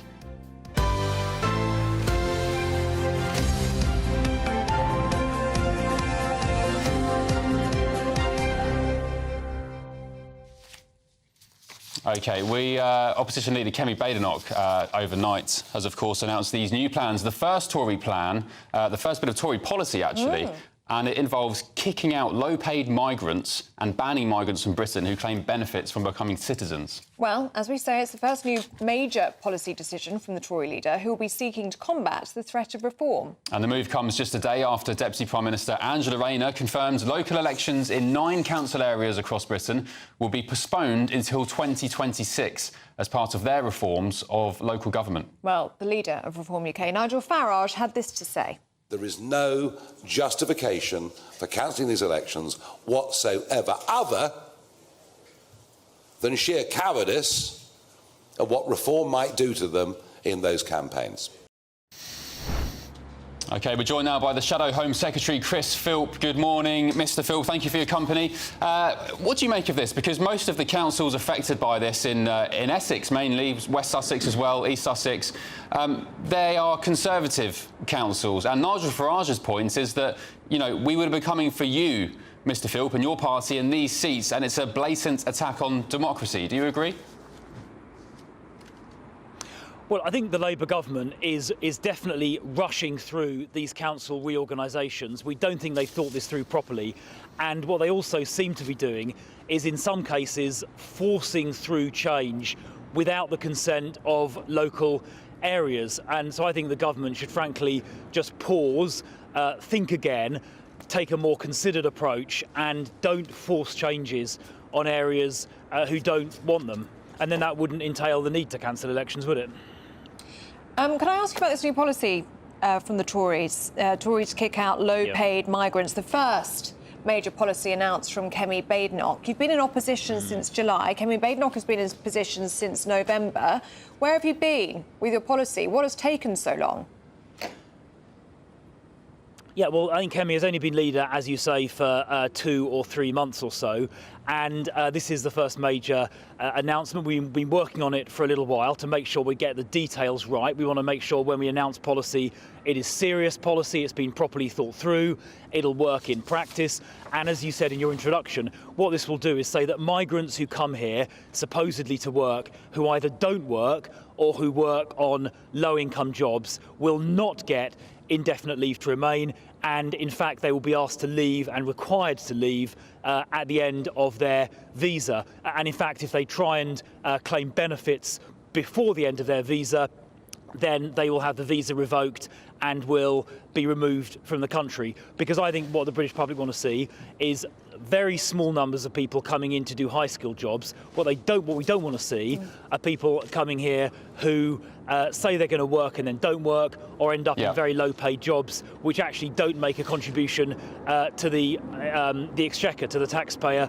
Overall, this is quite a radical new policy, but it will make a real difference, and it shows that under new leadership there is a new approach from the Conservatives. Chris, you are right. I agree. I think people do want to see that, and you know that as well, because your party, over successive elections, time after time, have promised to get a hold of legal migration. And to be quite frank, each and every time you've betrayed them, not least since 2021 under Boris Johnson, where 1.2 million people came to the UK, and tens of thousands, if not hundreds of thousands, of their dependents. So regardless of the policy that your party is announcing today, isn't the case that actually you need to regain the trust of the electorate, and that's your biggest challenge? And as far as we can see now, many voters are saying, we just don't trust you anymore. How are you going to navigate that?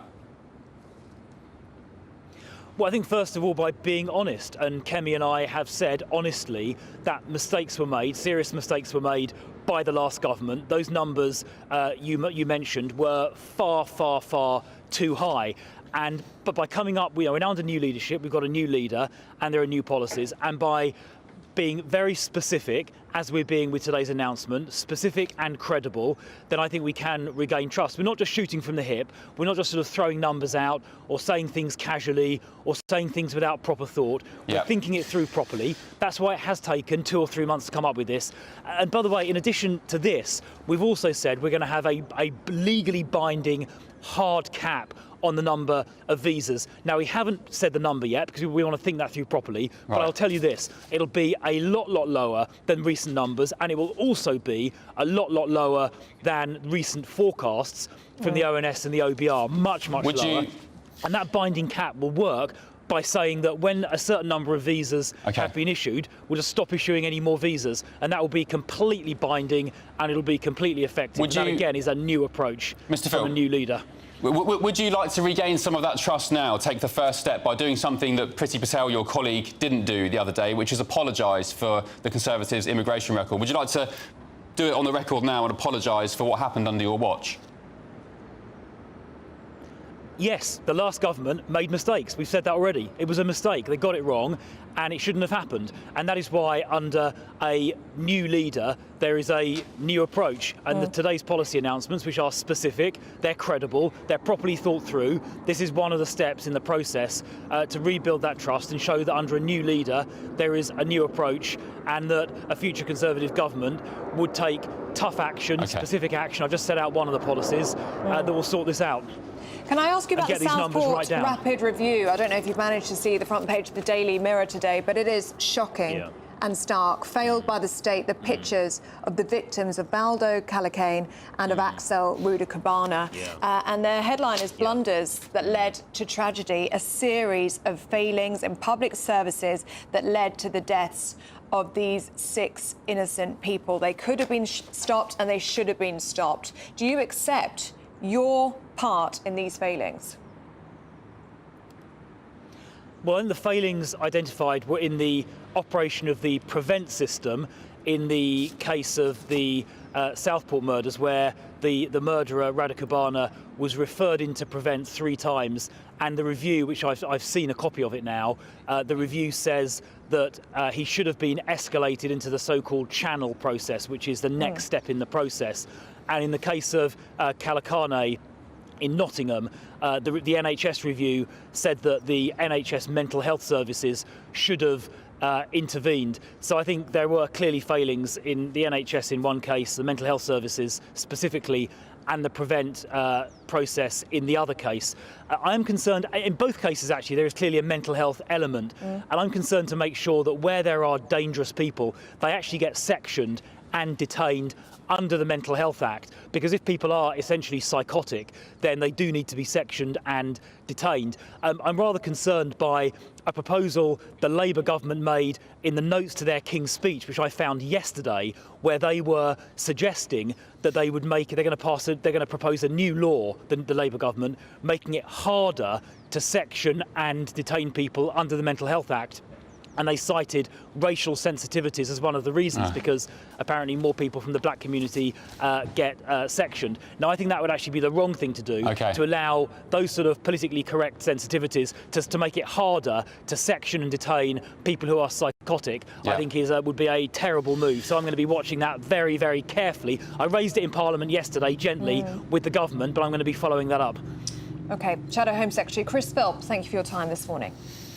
Yesterday, the government confirmed that local elections in 9 council areas, you've probably heard this by now, will be postponed until 2026 as part of its reforms of local government. And under Deputy Prime Minister Angela Rayner's plans, district councils could be merged into county to create new unitary authorities.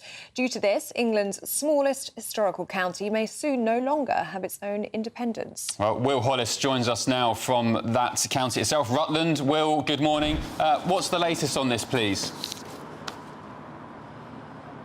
Good morning. Yes, big changes for England's smallest county, Rutland. But this isn't just happening in rural areas like Rutland, where 41,000 people call the smallest county in England their home. Angela Rayner and the Labour Party have described it as a devolution revolution, restructuring local authorities, merging smaller councils with bigger ones. So the question today is, what will that mean for local areas, and what will it mean for local English identity? We're in a very busy place right now, Uppingham, right in the heart of rural England in the East Midlands. Rutland only has 41,000 people who call the county home, and some people say that's great for local services. It means that you can speak to people when you need to. It means your bins are always emptied.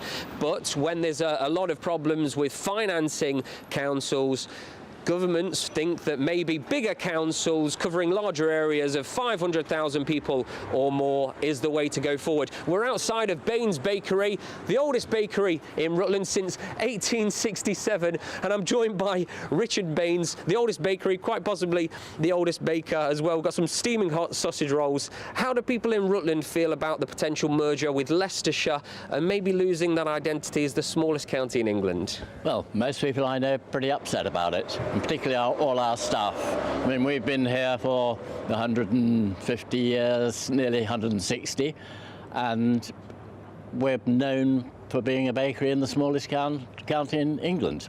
Why does it matter, that identity, being the smallest county? What does it give for people that call this place their home and run businesses from here? Oh, it means everything to us. It's not like one massive big county. It's 40,000 people. I mean, it is an individual, unique place, as is our business. I mean, we have survived because we've kept small and managed it ourselves. We know everybody who works for us. I mean, I can go to Oakham, for instance. I had a planning issue the other week. Within 10 minutes, I got it sorted. Now I'd have to go 25 miles to Leicester who probably wouldn't have any idea where my farm was. And, for instance, I am involved, we have a fat stock show here at Christmas where the livestock comes into the marketplace. We close it down for the day, and it brings hundreds of people from all over the country to Uppingham.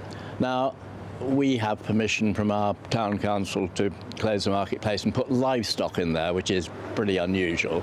Sheep and cows. Sheep, cows, pigs, and then they're sold on to Christmas, as it says. Now, we then have to get permission from the county council. Now, that's in Oakham, and probably this day and age people might not be quite keen on having animals in pens in marketplaces, but because they know us and because they know what it is, we're able to have a sensible conversation and the thing carries on. With Rutland County Council? Rutland. Now, I would not say that might not happen, but I think it might be more difficult if we're governed by somebody 25 miles away who possibly, in all due respect, probably haven't a clue what a fat stock show is. In Leicestershire. In Leicestershire. And I think those are the type of problems that will get worse. Thank you, Richard. Thank you so much. And thanks for showing us your fantastic sausage rolls and coming out onto the cold streets of Uppingham today. You can see it's quite busy. All the cars are running through, and it's a day where we're in Rutland talking about the issues that matter to people ahead of possibly the biggest shake-up to local government in a generation. Thanks, Will. I think you're going to have to try one of those sausage rolls and also send a couple down to the studio, please. Oh, yeah. They look absolutely delicious. Maybe have a nice word with Richard. He might let you try one. Thanks, Will. I wanted him to give us his best Ed Miliband impression. Oh, there's still time. Flakes everywhere, maybe. We'll talk to him in the next hour, I believe. Yeah, we'll chat to him then. Right, good stuff. Let's move on because we're giving you the chance to win in our latest Great British giveaway. 2 amazing prize bundles to be won. Each bundle contains a brand new iPhone, £500 to spend in your favourite store, and £10,000 in tax-free cash. Here's all the details you need to win. The Great British Giveaway is officially 1 year old, and we have a birthday treat for you.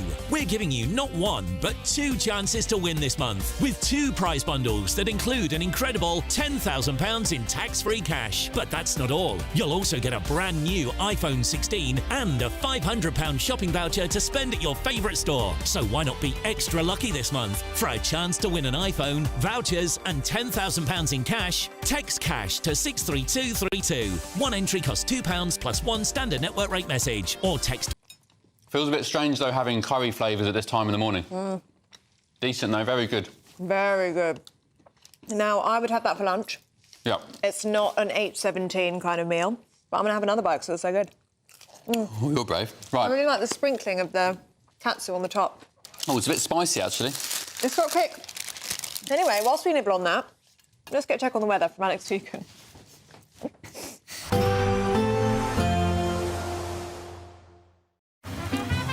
Despite the morning rain, it'll be a nice, warm, cosy day ahead. Boxed heat pumps, sponsors of weather on GB News. Morning. A foggy start for some, a frosty start for many. It's cold out there today, but for most of us, good-looking winter's day, dry and bright with plenty of sunny spells. We'll see the breeze picking up a little bit across southern areas through the day.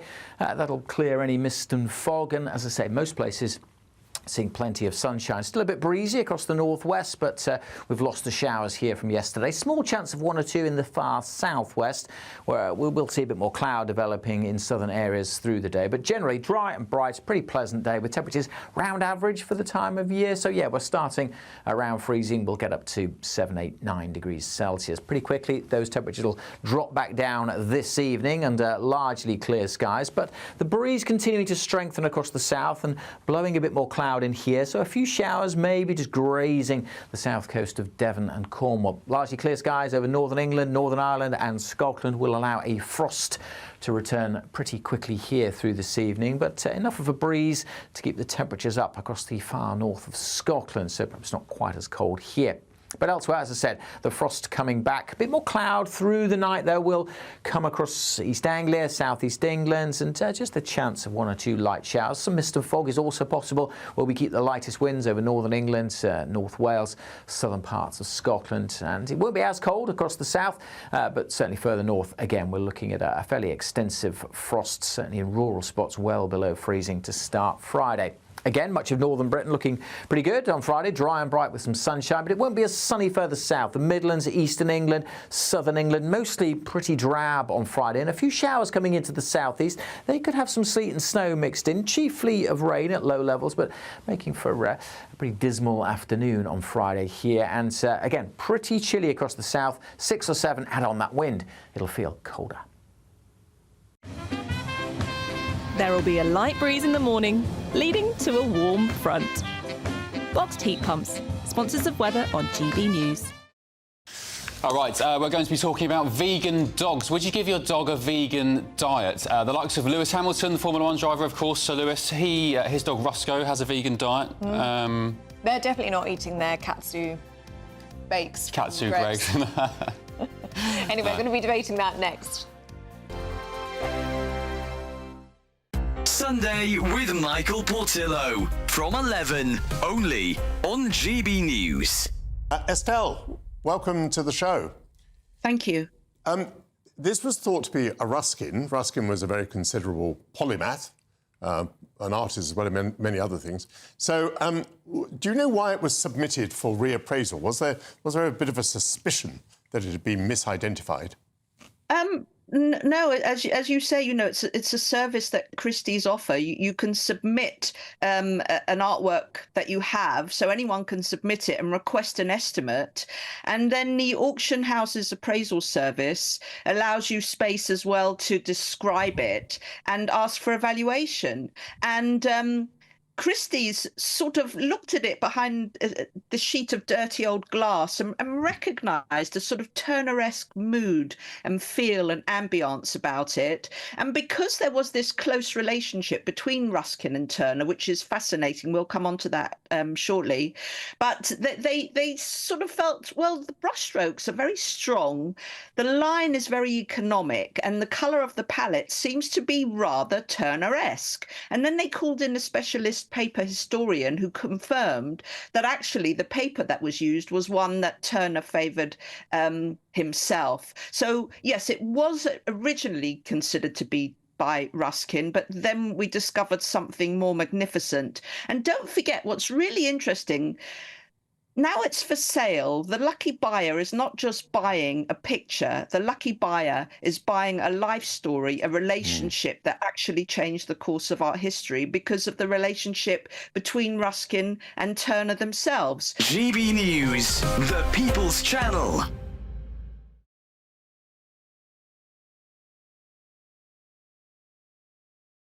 Good Afternoon Britain isn't just about us. The wonderful thing about this programme is it's about everyone watching. It's an interactive programme. Well, there absolutely is something to see here, and we're going to be talking about it more. Whether it's breaking royal news, Will, please bring us up to date. Or indeed a particularly punchy speech in the House of Commons. Very, very curious. We bring it to you live, and then we bring you live reaction as well. That's Good Afternoon Britain, weekdays from midday. Only on GB News, the People's Channel, Britain's news channel. Mornings don't have to be tiresome, especially if you have the right company. Wake up to news as it happens, opinion and debate, and of course, a little bit of entertainment too. Because when the kettle's on, we're on. That's Breakfast on GB News, a show worth waking up for. Every morning from 6 a.m. Only on the People's Channel, Britain's news channel. We'll spread the news, you spread the word.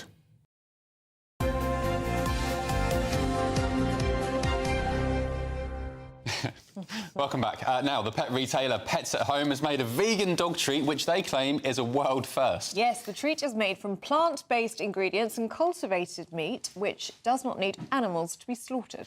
And the meat is said to be just as tasty and nutritious as traditional chicken, containing all the essential vitamins and minerals. But the big question is, would you, at home, would you put your pets on a strictly vegan diet? Well, to debate this now, we're joined in the studio by Peter's Senior Digital Marketing Manager, Margarita Sakova, and dog trainer John Allison, who joins us now from Glasgow. Very good to see you both this morning. Margarita, let's start with you, shall we? Why would you put your dog on a vegan diet?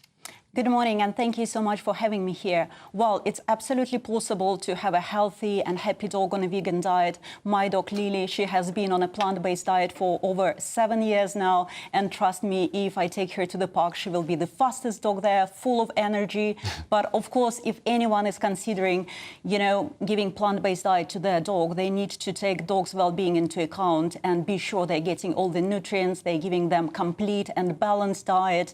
And if anyone is in doubt, always speak to a veterinarian, always talk to a professional. There are so many commercial plant-based food nowadays, so it's fairly easy to choose right diet for your dog. So, Margarita, would you put them on a plant-based diet because of, what, ethical issues to do with animals, or because it's just simply better for their health? What is it? I guess many people watching us are animal lovers, are dog lovers, since we're talking about dogs today, and it's wonderful. But if you love your dog, consider pigs or chickens who are as lovable, and they have personalities just as your dog do, and they want to live. And it's really specious to be cuddling your dog while cooking fat flesh off a pig, and they deserve to live. They can feel love, they can feel all the emotions your dog can feel. So all animals deserve respect, and eating plant-based diet and giving plant-based diet to your dog is one way of showing respect to all living beings. John, what do you think? Is it cruel or kind to put your dog on a vegan diet? Well, one thing that it's certainly not is natural. And a dog should be fed a natural, healthy, balanced diet. And I think the argument is being defeated by Margarita herself there by admitting that it is actually, in fact, based upon an emotional attachment to animals that she wants to feed and encourage others to feed a plant-based diet. Should you feed a plant-based diet, your dog will not naturally get the nutrients that it requires, the amino acids, the healthy fats, the proteins, etc. This all must be supplemented. Therefore, if we're supplementing the diet, what you are feeding the dog and telling us that is good and healthy for the dog simply cannot provide what the dog needs to live a healthy life. Margarita? I mean, dogs do not have to eat meat to be healthy. They are omnivores, so they can get all the nutrients and vitamins they need from a balanced plant-based diet. And I have here some of food that my dogs eat here. And if you think of commercial pet food, it can hardly be considered natural, to be honest, because some of the ingredients there are deemed unfit for humans. And if you read, if you read ingredients here, it would be jackfruit, it would be lentils, it would be a courgette, and it's been approved by veterinarians, and it's just one example of many. So dogs can be healthy, but I need to stress it. It's really, really important to make your dog's health a priority and to be sure you are planning their food and to be sure you are providing them with all the nutrients you need. So make it complete, make it balanced. But you're talking about nature, Margarita. Surely the most natural thing, if you're going to go by nature standards, is animals, they eat other animals. I mean, dogs, if they were in the wild, would be eating other animals, no? Are you not enforcing your human perspective on dogs? We've domesticated dogs. It was human decision. And also, what is natural about cramping animals on factory farms, artificially inseminating pigs, breeding there and killing them by thousands? There is nothing natural about this process. And if you're starting this conversation, we need to think about human diet first.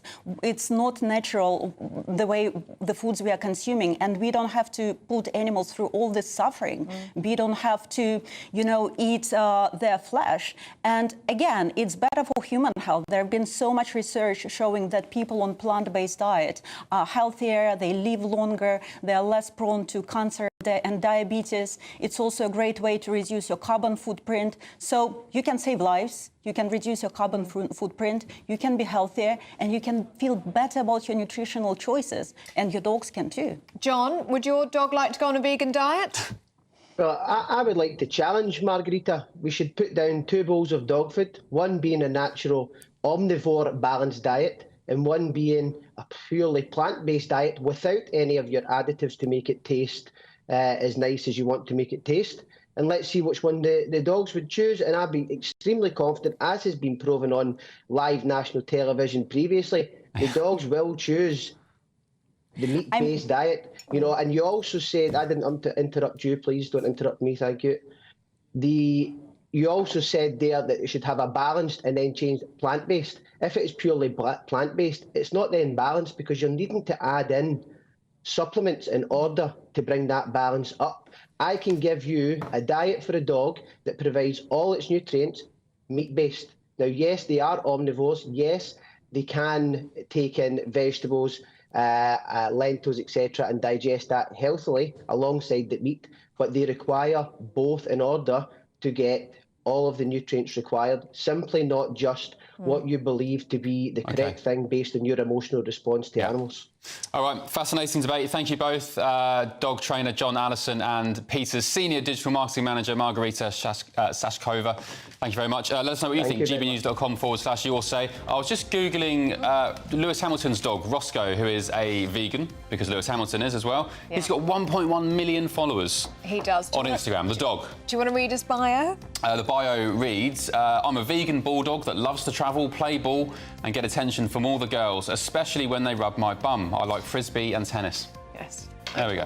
Yeah, very much. Would you let your dog go vegan? Would you like your dog to eat vegan food? Let us know what you think. gbnews.com/you'll say. Do stay with us. Still to come, Paul Coit will be here with all the latest sports news. This is GB News Breakfast with Ben and Ellie. The latest GB News travel.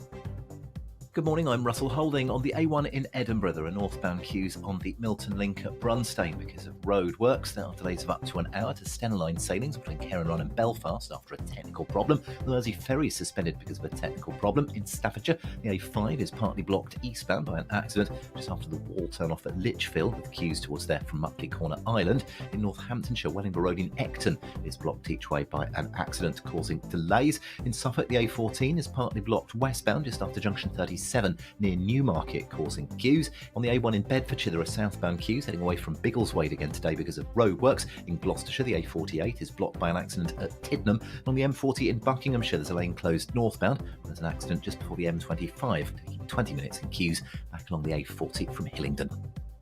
You can stay up to date throughout the day by visiting our website, gbnews.com. We're proud to be GB News, the People's Channel, and as you know, we always love to hear your views. Now, there's a new way of getting in touch with us at gbnews.com/your say. By commenting, you can be part of a live conversation and join our GB News community. You can even talk to me, Bev Turner, or any of the members of the GB News family.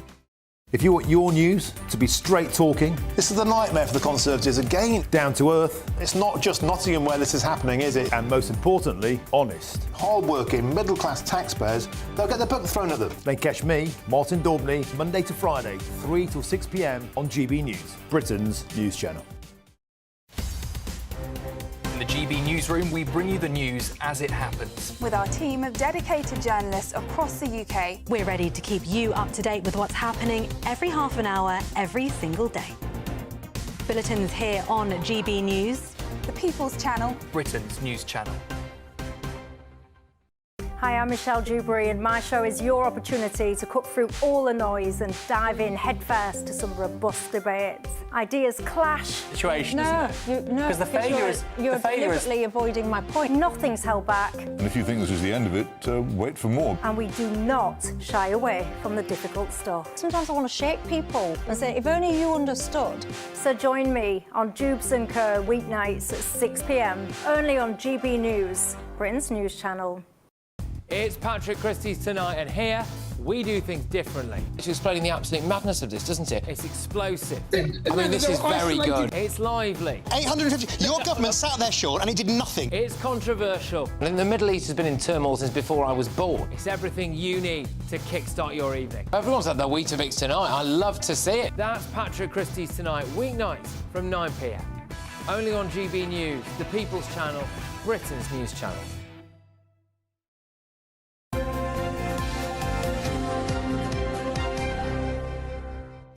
Welcome back to Breakfast. It's 8:33. We're going through the sports now with Paul Coit, who's here with us. Morning. Good morning. Arsenal weren't so good yesterday. They weren't. Newcastle were very, very good.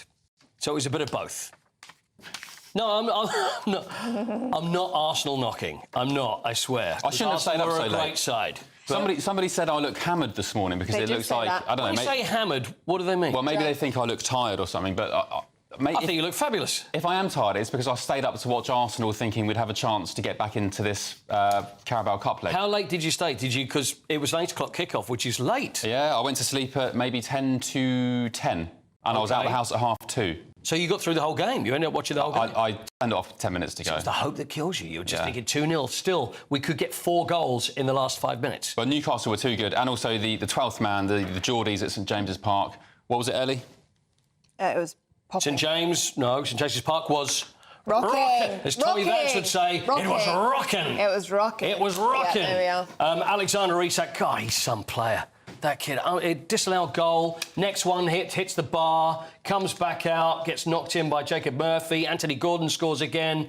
Arsenal had no answer to it, and with their back line being so good, they just had no answer to Newcastle. And I actually do think the fact that it was at St James's Park made such a difference. Eamon said yesterday, I predicted that Arsenal were going to win this tie. I actually thought it was going to be an Arsenal win.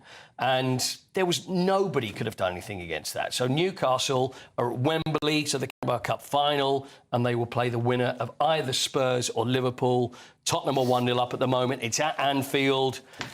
So what do you reckon? I'll tell you what, a Newcastle-Spurs final would be great for football because both of these clubs, I'm not having a dig at you now. No, you're right. Paul, as a Spurs fan, but both of these clubs have gone a long time without winning silverware. Yep. So one of them will win a trophy for the first time in a long time. Newcastle, much like 1955.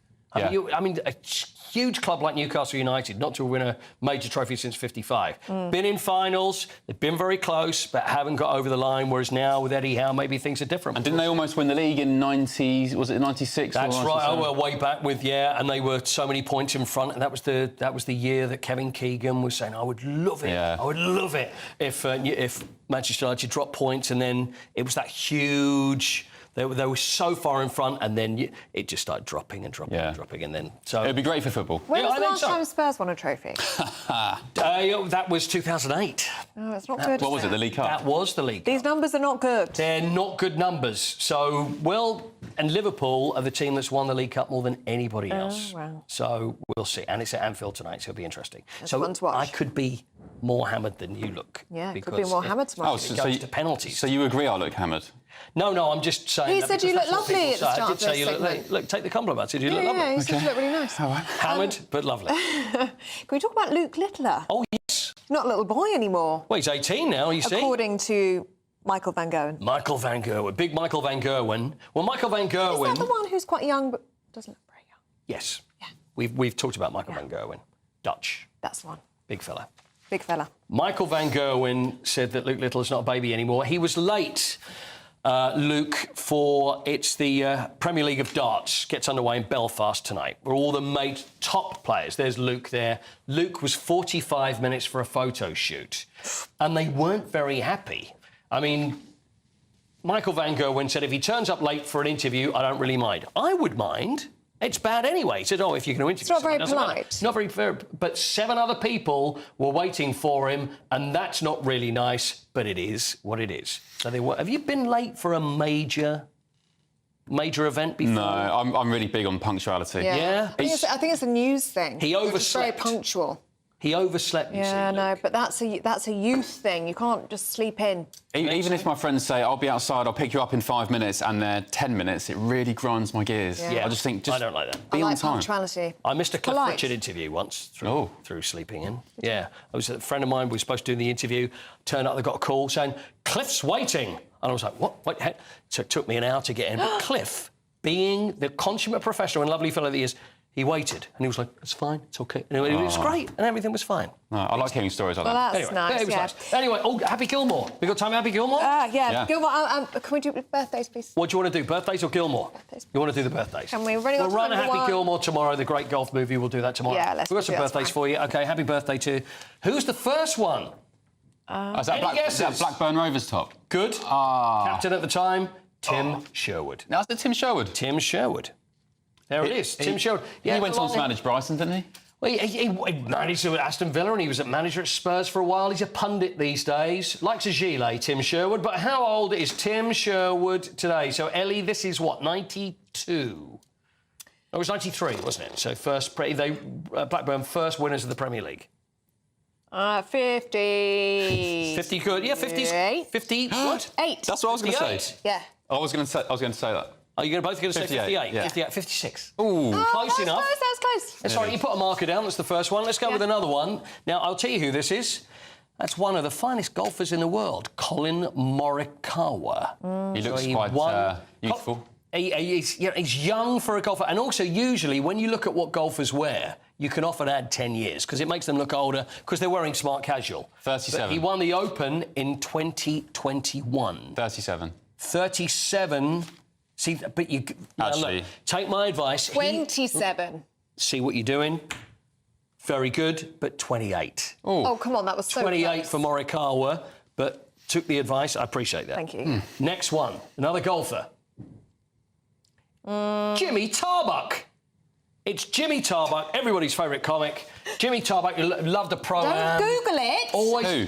Honestly, Jimmy Tarbuck. He just Googled that, Paul Coit. Wait, Jimmy Tarbuck. Stop grassing me up. Wait, No, Google. we're You can't playing Google in this game. fair. Sorry, we'll Look have to at put the that screen. down. I'm Just not having Google any of that. that. How old is You're Jimmy not allowed to Tarbuck answer. today? Jimmy Tarbuck made his name hosting London Palladium back during Beatles. He was like the comedian when the Beatles made it. So Did you see Liverpool, Jimmy Tarbuck. Did you see his age No, on the I screen? don't see his age, but you Googled, so you can't answer. Guess then. Did you actually look He it up just and you know Googled the it. answer? He's cheating. I'm going to say Same old he Arsenal. is... Oh, I'm just kidding. I'm going to say 89. 89 is a very good guess. Tell Ellie. Good shout. The answer's 85. 85. Right, is there anything else you'd like to cheat on? Would you like to cheat on the final one? It's Rick Astley. How old is Rick Astley? Never going to give you An amazing head of hair for his age and a fantastic talent is Rick. Lovely fella. He's How old is Rick Astley today? 69. 72. 69 for Rick Astley. Yeah? 72. 72 for Rick Astley. I'd like to make an official apology to the family and friends and Rick himself. Rick is 59 today. Oh, no. I'm sorry, Rick. Oh, my Sorry, gosh. Rick. When you said he had a fantastic head of hair, I just instantly thought, well, he's going to be older than he looks. Oh, I see. Yeah, I put you down the wrong path there. That's all down to you. Oh, well, I I'm digging apologise. myself desperately out of this hole that I've I just think made. you did that very well. But anyway, there we go. Oh, there we go. Sorry, Rick. So one cheat and Yeah. three pretty much off. Ben Leo. If you're going to play this game, you play by the rules. You've never done that at a pub quiz with a quick Google? No. I haven't either. I'm just joking. Just joking. Anyway. Thank you, Coity. Thanks, Coity. Good luck to Spurs tonight, as an Arsenal fan, because I want to see that final. I want to see Spurs. You Newcastle. will be cheering on Spurs tonight. I'm not going to be cheering them on. I'd like to see. OK. I'd like to see a decent final without Liverpool in. OK. You're being weirdly generous today. I don't Newcastle quite and buy Spurs, it. and I don't know if I trust you. Anyway, do stay with us. We're going through the papers next.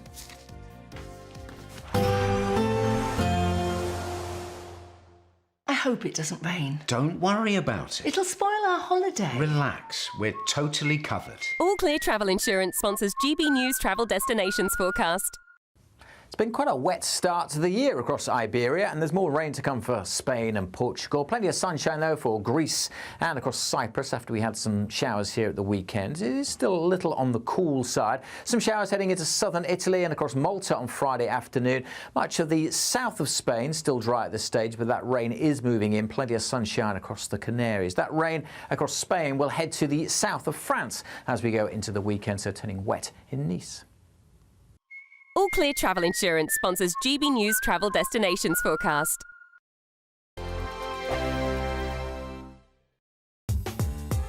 I'm Christopher Hope. From pop stars to politicians, I'll interview anybody in a pub who's got a political opinion. Join me every Friday on Spotify, Apple Podcasts, YouTube or gbnews.com, or wherever you get your podcasts. This is GB News, the People's Channel. This is GB News, Britain's news channel. And then fashionistas are keen to see which new trends are set to hit the catwalk. Well, our next guest is very well placed to share her predictions with us after being a contestant on hit ITV series Dress the Nation, as well as being an upcycling and sewing consultant. Wow. Joining us now is Tendai Murewe. I want to go back to you appearing on the ITV Dress the Nation. Right. Tell us about that experience. What was that like? Oh, that was one of my highlights as a upcycling consultant. I learned to sew in my kitchen 5 years ago. And then, during COVID, just making masks. Then the next thing, I was on a destination, making dresses in front of TV. Yeah, it was just incredible. I think we all had all these clothes that we have, but we don't know what to do with them. So mainly I started with men's jackets, taking off the sleeves and putting it like a print on. I've tried this. I've tried taking off my sleeves before. I now have about 3 jackets with no sleeves. Oh, so, I never managed to put them back on. You need to come to a workshop. You need to come to a I need an workshop. upcycling consultant. 2025, what can we expect fashion-wise? I think bold prints are back. People are loving. I think you walk on the streets in frollals and oversized men's jackets. So the exact opposite. We have drastically underperformed this morning. You're just saying not like us. We just woke up this morning and thought it's winter, it's cold, it's grey. Grey, miserable. Is that not the way to go? No, it is. It's still, I think because fashion is expressive. It's whatever you want to express yourself. You know? GB News, the People's Channel. This is Britain's Newsroom, where your voice matters. It's just astonishing. With expert analysis and honest opinion, we don't just keep you informed. We bring you unique perspectives you won't see anywhere else. Can't argue with any of that. When the news happens, it happens here. On Britain's Newsroom, weekdays from 9:30 a.m. Only on GB News. Join me, Nana Akwe, for an informative, interactive news programme with a difference. It's fun. No, he didn't say that, Dave. I'm so surprised. I think there's an element of truth to that. Join me from 3 p.m. every weekend, only on GB News, Britain's news channel.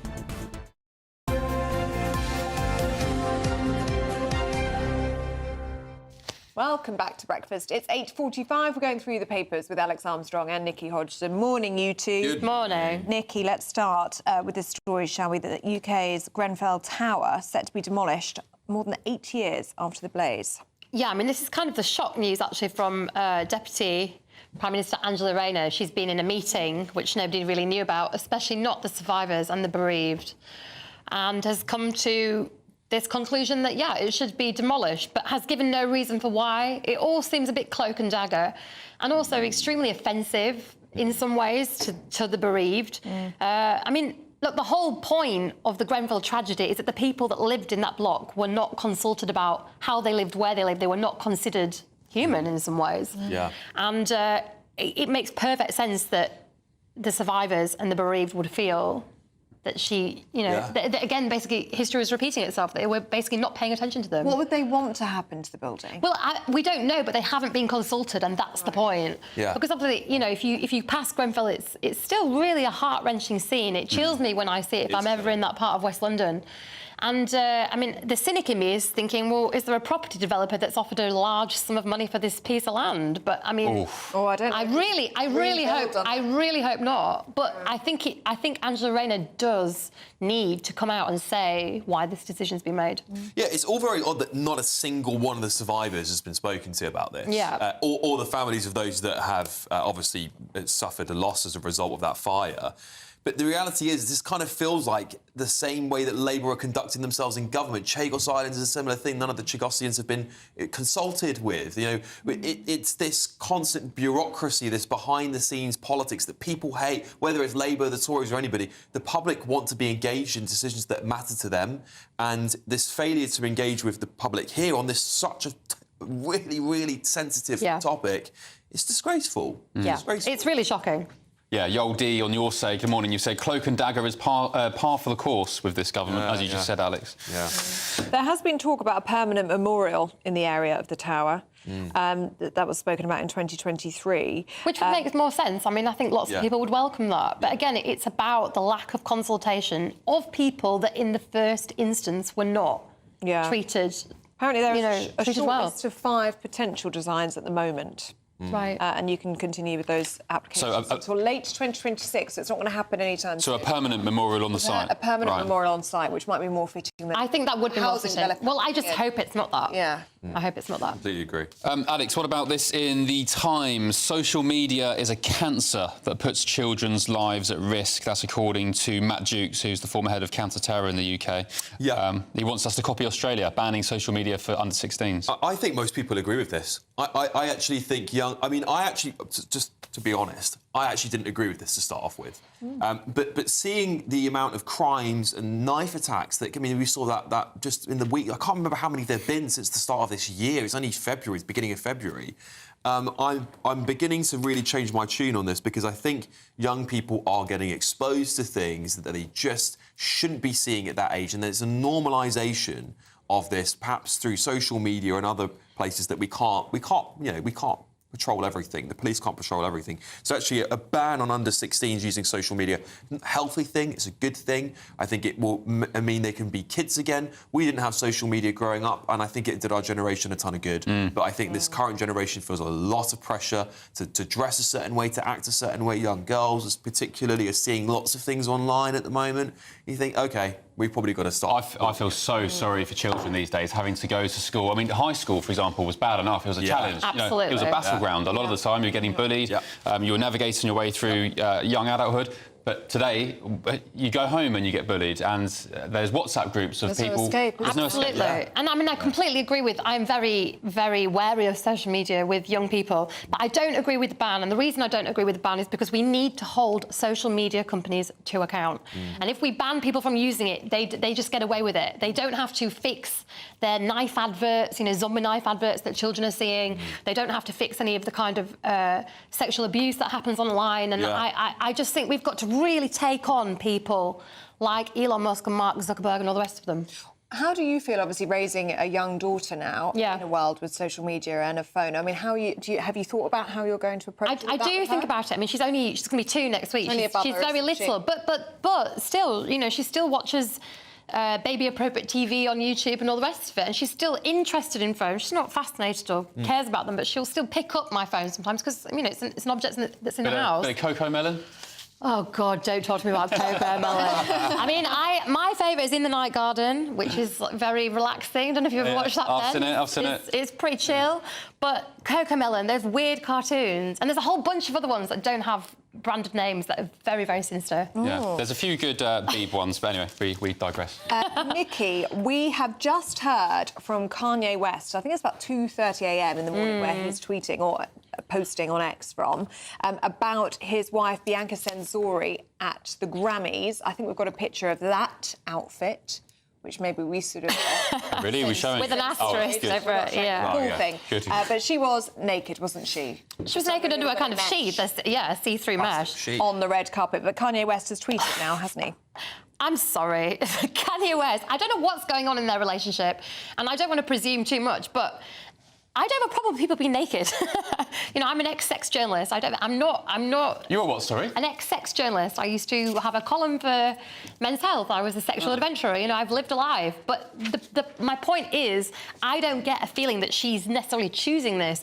Because when you watch the footage of them on the red carpet, he's positioning her. She's going to him for commands. Her body language, her facial expressions, they don't look like those of an empowered woman that is choosing to do that. And also, why is he keeping his clothes on? Why has she got to take them off? I just think there's an asymmetry here that I really don't agree with. Well, Alex, somebody online on X last night photoshopped Bianca dressed up, but Kanye West completely naked. I saw that. It wasn't as flattering as the original picture. No. What do you make of this, Alex? Well, it's interesting, and I actually do agree with Nikki to quite a large extent on this. I will say this, though. I think, provided she does have agency, I'm supportive of it. You can do whatever you like, and there's plenty of women who have stripped off, and Kim Kardashian did it, of course, as we were talking about that. And has then complained excessively about his controlling nature. Exactly. It's important to say. So as long as a woman has agency, totally fine. In this situation, though, it seems to me that the day after that award ceremony, he was tweeting about his first women's clothing line, which was selling that dress or something similar to it. So it does seem like a bit of a marketing ploy. Maybe he's using her. And also, he posts pictures of her. I actually follow him because I think it's really interesting. Yes, I do too. Not right in the head. And she's always completely naked. And she's also silent. She's silent. I want to hear what she's got to say, and we never hear that. I agree. Well, in this post that Kanye West tweeted about an hour ago now, saying that they tailored this invisible dress, would you believe, 6 times. And just like magic, poof, we disappeared, he said. I mean, she looked good. She's beautiful, gorgeous. But that's not the point, is it? It's that's not the point. Was it appropriate for a red carpet, do you think? Well, no, they're just trying to be wacky and, pushing It's the boundaries. attention-seeking. It's worked. We're all talking about But it. it's attention-seeking at her expense because I don't see her agency. Yeah. Well, she's not. I mean, she's a big girl. But she never speaks, Ben. Have you ever heard her say anything? Do you know what she believes? I don't really pay that much attention to either of them, to be honest. No. But if that was a man walking the red carpet naked, it would be indecent exposure. Yeah. True. Let us know what you think. Slash yours say. Better check on the weather now, shall we, with Alex Deacon, because it was cold this morning and you were out in your ski gloves, so thank you for sharing that. I was.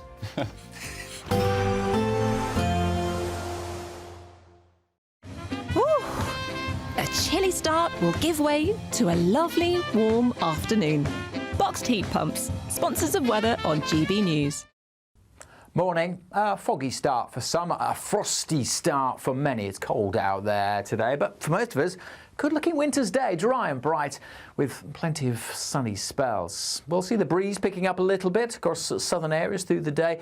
That'll clear any mist and fog, and as I say, most places seeing plenty of sunshine. Still a bit breezy across the northwest, but we've lost the showers here from yesterday. Small chance of 1 or 2 in the far southwest, where we'll see a bit more cloud developing in southern areas through the day. But generally dry and bright, pretty pleasant day with temperatures round average for the time of year. So yeah, we're starting around freezing. We'll get up to 7, 8, 9 degrees Celsius. Pretty quickly, those temperatures will drop back down this evening under largely clear skies. But the breeze continuing to strengthen across the south and blowing a bit more cloud in here. So a few showers maybe just grazing the south coast of Devon and Cornwall. Largely clear skies over northern England, Northern Ireland and Scotland will allow a frost to return pretty quickly here through this evening, but enough of a breeze to keep the temperatures up across the far north of Scotland, so perhaps not quite as cold here.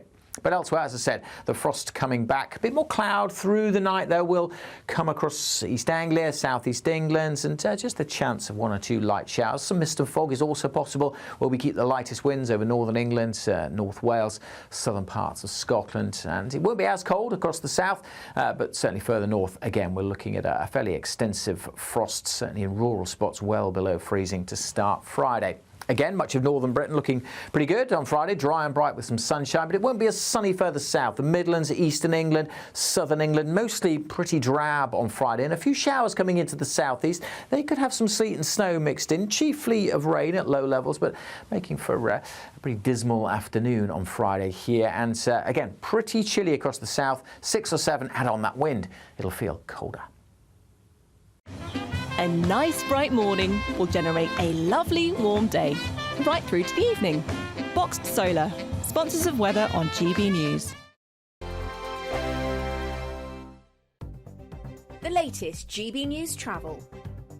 Good morning, I'm Russell Holding. On the A1 in Edinburgh, there are northbound queues up the Milton Link at Brunstone because of road works. There are delays of up to an hour to Stena Line sailings between Cairnryan and Belfast after a technical problem. The Mersey Ferry suspended because of a technical problem. In Staffordshire, the A5 is partly blocked eastbound by an accident just after the wall turn-off at Lichfield, with queues from Muckley Corner Island. In Northamptonshire, Wellingborough Road at Ecton is blocked by an accident. In Suffolk on the A14, there's an accident westbound just after junction 37 near Newmarket, causing queues. In Gloucestershire, the A48 is blocked by an accident at Tiddenham.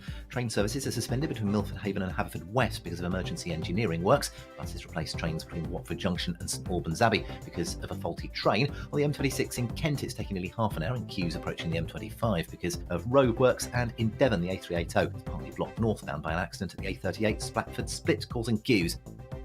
You can stay up to date throughout the day by visiting our website, gbnews.com. Want to be one of 2 lucky Great British giveaway winners? That's right, you could win one of 2 prize bundles, which includes a brand new iPhone 16, £500 in shopping vouchers to spend in your favourite store, and an incredible £10,000 in tax-free cash to spend however you like. What would you spend that cash on? For a chance to win an iPhone, vouchers and £10,000 in cash, text cash to 63232. One entry costs £2 plus 1 standard network rate message, or text bonus to 63232. 332. 5 entries cost £5 plus 1 standard network rate message. Show is your opportunity to cut through all the noise and dive in headfirst to some robust debates. Ideas clash. Situation, No, Because the failure is... You're deliberately avoiding my point. Nothing's held back. And if you think this is the end of it, wait for more. And we do not shy away from the difficult stuff. Sometimes I want to shake people and say, if only you understood. So join me on Jubes & Co. weeknights at 6 p.m, only on GB News, Britain's news channel.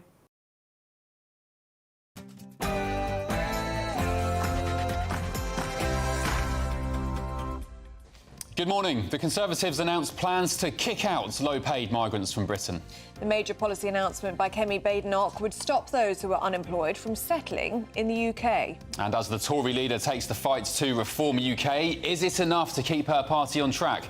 Earlier, we spoke to Shadow Home Secretary Chris Philp about the record immigration numbers. Kemi and I have said honestly that mistakes were made, serious mistakes were made by the last government. Those numbers you mentioned were far, far, far too high. Fury from Reform. Deputy Prime Minister Angela Rayner postpones select local elections as she plans an overhaul, leaving over 5 million people without a vote this year. That we do not think that elections being cancelled is the right thing. 4 years on from a Conservative landslide, the two parties have colluded so that people can keep paid jobs. Rutland under threat. In a GB News special, we'll be joining locals of England's smallest historical county, which may soon no longer have its own independence after Angela Rayner's plans to redraw the map. Sound the alarm. Rutlanders in fear of what might happen to England's smallest county as big changes come to local government. Announced yesterday is the offer, the willingness of the United States to become responsible for the reconstruction of that area. President Trump's top aides clarify his plans to develop Gaza and turn it into the Riviera of the Middle East. And the King makes a special visit to a community centre to recognise the contribution of Polish culture. A royal reveal. Prince Harry's much speculated immigration records could be published by courts in the US. Big changes are on the way for the UK's weather later this week, but for the rest of today, well, it's more wet and breezy weather coming from the west. I'll have the full details in the forecast coming soon. Good morning, thanks for your company this morning. It's just after 9 o'clock. I'm Ben Leo. I'm Ellie Costello and this is GB News Breakfast.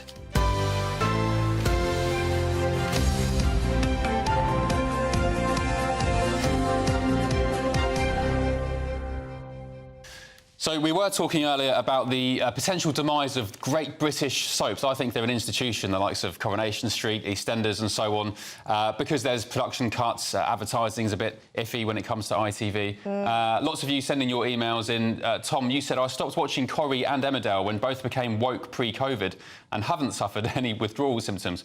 The viewing figures have fallen because they lost their core audience to try and please minorities who wouldn't watch anyway. Pauline says the soaps are a complete load of rubbish. One time they were funny and a little bit serious, memorable characters, but now you get serial killers, drug dealers and often ridiculous storylines. The sooner the better they get rid of the lot. And your favourite was what, Corrie? Corrie. I used to love Corrie. Yeah, never you quite... were EastEnders boy? I liked EastEnders. My era was back in the days of Ethel and Dot and Arthur, Robbie, Wellard and Ellie. We have this... this was your idea, by the way, so just FYI, not me making this It wasn't my idea. comparison. A GB News viewer said that I have a doppelganger and my doppelganger is Roly the dog from EastEnders. And here is Roly the dog, and I think it is uncanny, to be fair. Let's have a comparison then. I see it myself. Where should I be looking here? Yeah, I can see it. Can you not see it? We've got the same haircut. I see it. You're not offended by that, are you? No, You're I a good don't mind. sport. But then we were saying, what is your dog look like? Who's your dog doppelganger? And people getting in touch saying you're a greyhound through and through. I think he's a Doberman, personally, but apparently you're like a greyhound. They're a bit Skinny? Skinny, yeah. I was going to say a bit How slim. upset are you about that? Just a little bit. Yeah, Just a little bit. Not a British bulldog, no? No one suggested that, no. OK. Anyway, key views coming in on soaps or dogs or anything you'd like to talk about this morning. gbnews.com/yoursay. Always good to have your company and get you involved in the conversation. Indeed. The big story this morning, opposition leader Kemi Badenoch has announced plans to kick out low-paid migrants from Britain and ban migrants who claim benefits from becoming citizens here. Well, it's the first new major policy decision from the Tory leader, who will be seeking, of course, to combat the threat of reform. And the move comes just a day after Deputy Prime Minister Angela Rayner did confirm once and for all local elections in 9 council areas across Britain will be postponed until 2026 as part of their reforms on local government. Well, leader of Reform UK, Nigel Farage, had this to say. There is no justification for cancelling these elections whatsoever, other than sheer cowardice of what reform might do to them in those campaigns. All right, let's get the thoughts of GB News political correspondent Catherine Forster, who joins us live now from Westminster. Good morning, Catherine. Has Nigel Farage got a point there? Is this a blatant attack on democracy?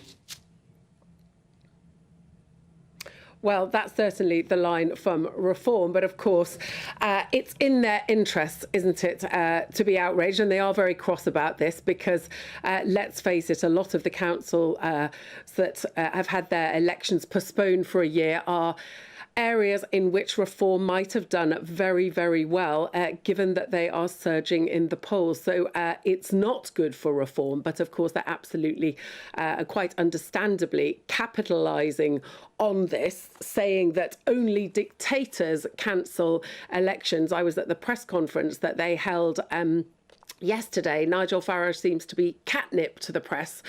Frankly, they've got all the momentum. And I think what's going on with the Conservatives is that they've noticed that Nigel Farage and Reform are hogging the headlines and they're trying to get a bit of attention back onto them. So we've seen that finally, after several months of no policy announcements from the Conservatives whatsoever, because they want to take their time, the next election's 4 years off and so on, Kemi Badenoch today, they have unveiled a policy that they've said that they would implement if, I think it's a big if at the moment, they come to power in 4 years. And it's to do with being allowed to stay in the country. They're saying that they're going to double the amount of time that you've got to be here legally to apply for indefinite leave to remain to 10 years from 5, then to become a citizen after that. It's currently an extra year. They're going to make that an extra 5 years. And to qualify, you must not have claimed benefits or use social housing. You must have been working and you must have basically been a net contributor. So you must have been making more of a contribution to society, to the economy, than you've been taking out. And that will be weighed against things like if you've claimed benefits, also if you've had children being educated here. So they only want people to be staying who are really making a proper economic contribution. So I think it's a serious proposal. We've waited a while, haven't we? But of course, I think a lot of people will simply say, well, all right, worrying about getting rid of people when they've been here for a few years. But what about cracking down on the numbers of people that you're letting in perfectly legally in the first place? Because we saw, despite all those protestations of getting net migration down to the tens of thousands, Boris Johnson saying he'd get it down in 2019 to under 250,000 that it was then, that it absolutely ballooned in the last few years up to nearly 1 million, astronomic levels. So whether people are ready to listen to the Conservatives on immigration or not, I'm not quite sure. Catherine Forster there for us in Westminster. Thank you very much. Thanks, Catherine. Indeed, that is going to be the litmus test for the Conservatives. You know, you've got 4 years in the shadows. How do you regain that trust, as Catherine said? Because election after election, you've promised to get a grip of migration. And to be quite frank, last time round, they did the complete opposite. 1.2 million in 2021. I have some good news just to announce, to pat ourselves on the back. I'll just read this quick press release. GB News has just pumped out. It says growth for GB News weekend breakfast show hosted by Stephen Dixon and Anne Diamond is up 25% year on year. And there's great news for you, Ellie. The weekday breakfast show fronted by Eamon Holmes, Stephen Dixon and yourself, of course. Viewers are up 9% year on year. And Britain's Newsroom, hosted by Andrew and Bev, up 41% year on year.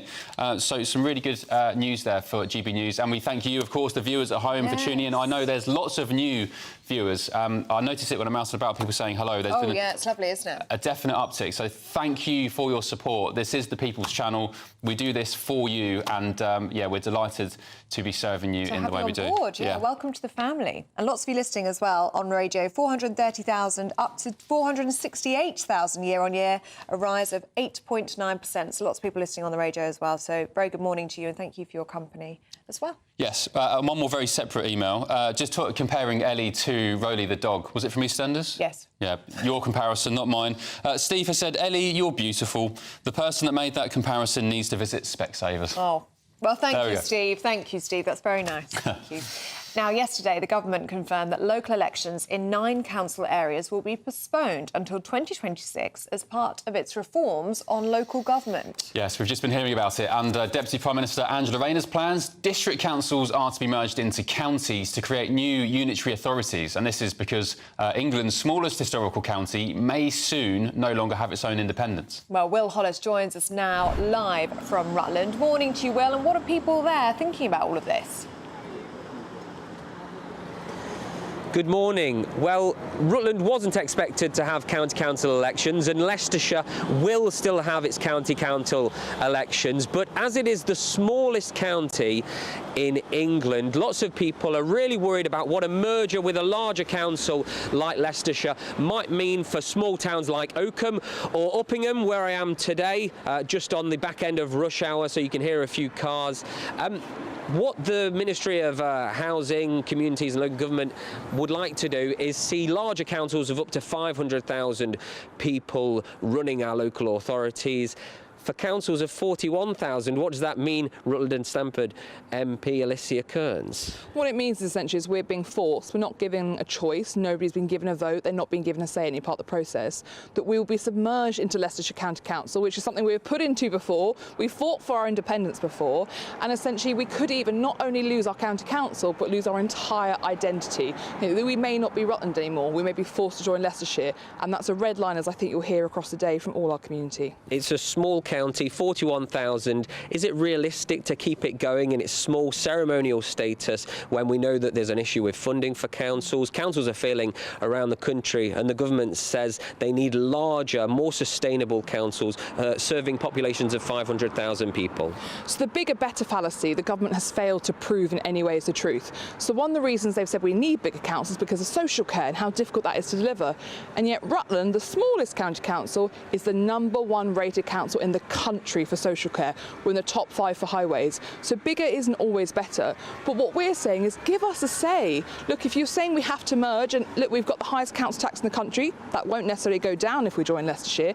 Give us a say, have a proper discussion. But these short deadlines where they're just imposing things on us, Rutlanders won't just take it. The County Council is planning a meeting in the near future that Rutlanders can be involved in, a big discussion, but you've been holding your own meetings. What's the strength of feeling on this subject of Rutland merging with larger councils like Leicestershire here from the residents? It really is man the barricades. I mean, I've held 2 public meetings because the first one sold out within about 12 hours.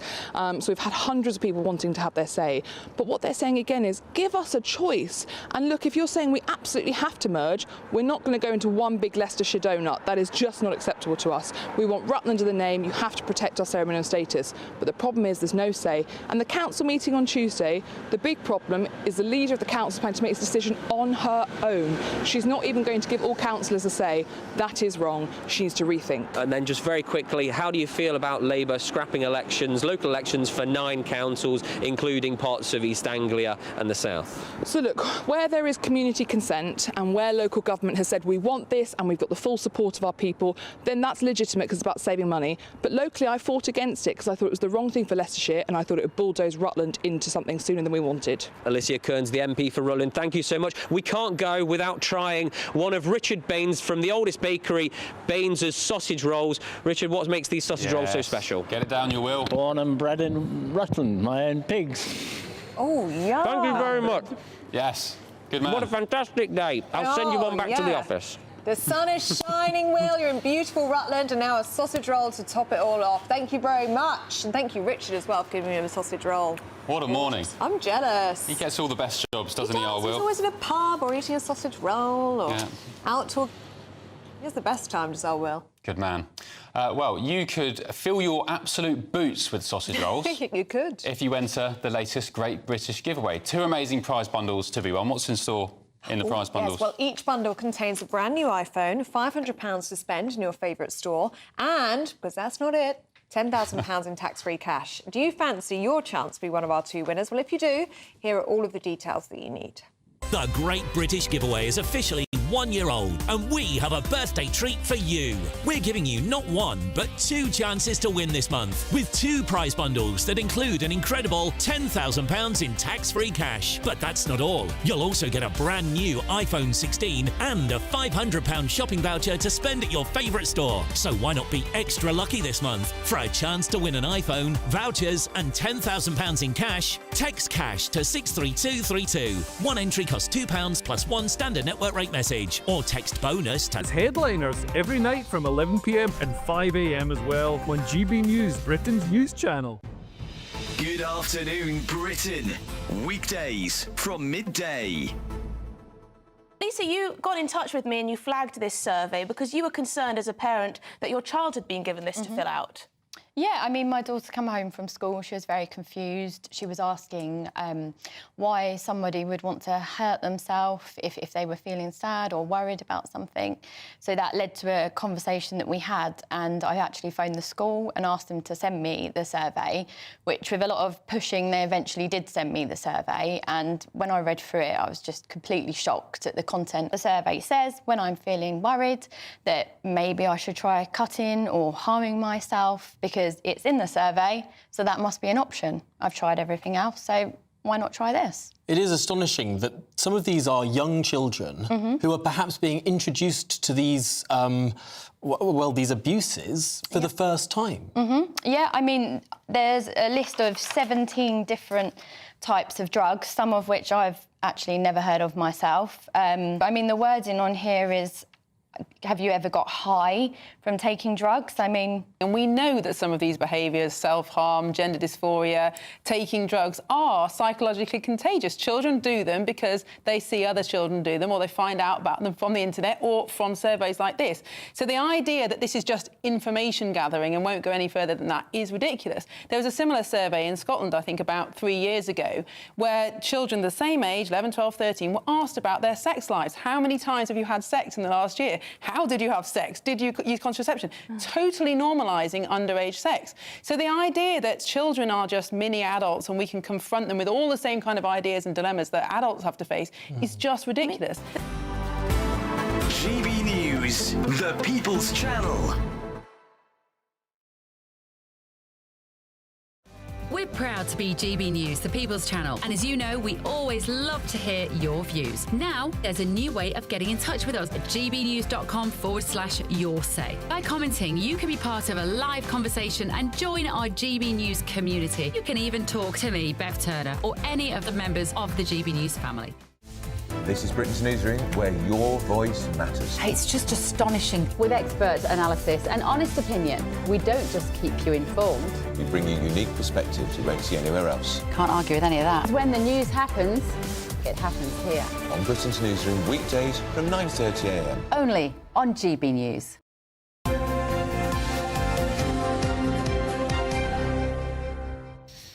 Welcome back. You're watching Ben and Ellie on GB News Breakfast. And let's head to the US now, where President Donald Trump's comments on owning the Gaza Strip have continued to make headlines. The U.S. will take over the Gaza Strip, and we will do a job with it, too. We'll own it. Well, addressing the media in Guatemala, Secretary of State Marco Rubio has clarified President Trump's comments, revealing the US has only offered to rebuild the region. Joining us now to discuss all things President Donald Trump and the US is journalist Nelson Aspen, who's live from New York. Nelson, good morning. The three of us reunited after our Saturday morning live stream. What's going on stateside then? The White House overnight was kind of, I think, rowing back on the comments that Donald Trump wanted to get the Palestinians out of Gaza permanently. They now say it would only be temporary. What's the latest?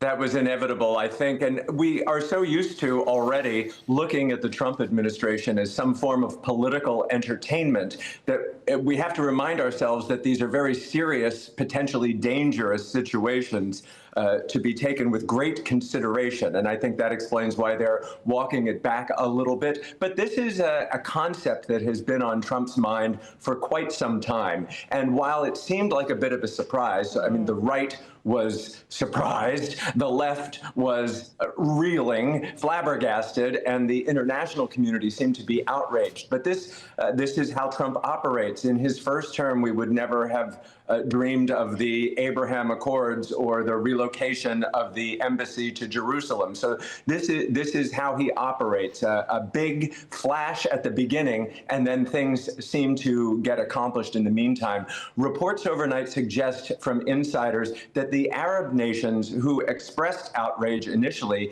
may be more keen to work something out than initially believed. Something has to be done, and beginning with next week, Trump will be speaking to the King of Jordan and get the ball rolling on this. We never would have dreamed that Trump would be such an expansionist, but here we go. Canada, Greenland, the Panama Canal, and now Gaza.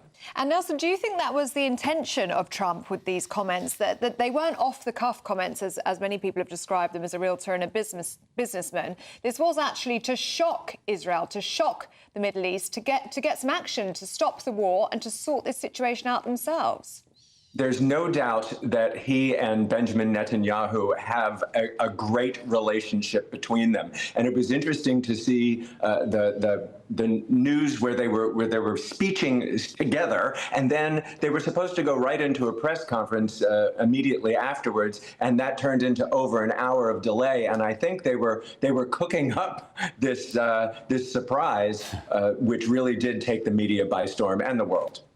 And Nelson, Donald Trump has been signing executive order after executive order. Last night, he signed one that's very popular with women's rights campaigners all across the world, which was banning men from women's sports in the US. Donald Trump touts common sense. That's what he likes to say. It's what he's been saying through the campaign and the first 3 weeks of his administration since the inauguration, is that he is the man to bring back common sense. And I don't think it was a surprise that we had that marvelous photo op of him surrounded by kids, young girls and young women in support of him. That's another one of those images, like being in the garbage truck or at McDonald's serving up fries. That will become an indelible image of the Trump presidency.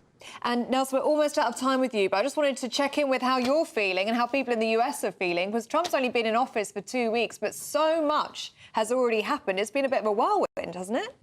It has. I mean, as I said at the top of this segment, it has become a form of entertainment. We don't need to watch soap operas anymore because we have the nightly news. Well, actually, it's not even nightly. It's 24 hours a day. And with Trump, every hour brings something new. And just like we talked about throughout the entire campaign, America, like the rest of the world, is very divided. I don't know if it's 50-50, but it definitely, it's like the Hatfields and the McCoys. All right.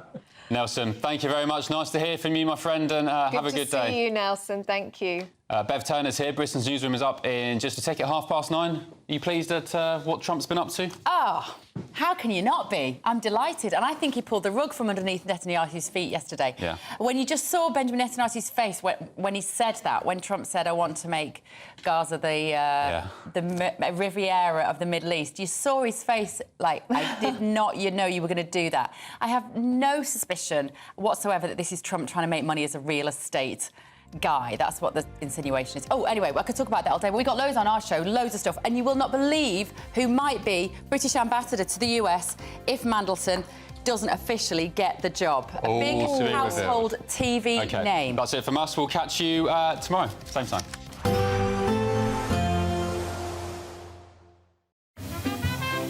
Heavy showers first thing will be followed by a warm, cosy day. Boxed Boilers, sponsors of weather on GB News. Morning. A foggy start for some, a frosty start for many. It's cold out there today, but for most of us, good-looking winter's day, dry and bright with plenty of sunny spells. We'll see the breeze picking up a little bit across southern areas through the day.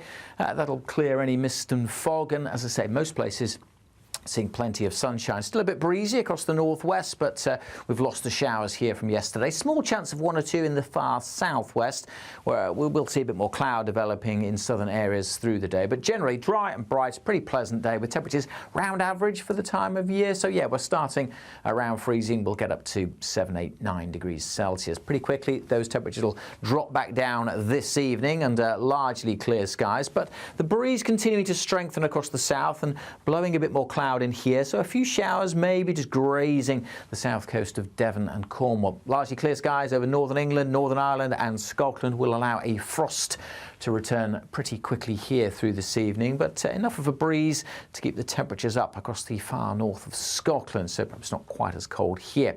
But elsewhere, as I said, the frost coming back. A bit more cloud through the night, though, will come across East Anglia, South East England, and just a chance of 1 or 2 light showers. Some mist and fog is also possible, where we keep the lightest winds over northern England, North Wales, southern parts of Scotland. And it won't be as cold across the south, but certainly further north, again, we're looking at a fairly extensive frost, certainly in rural spots well below freezing to start Friday.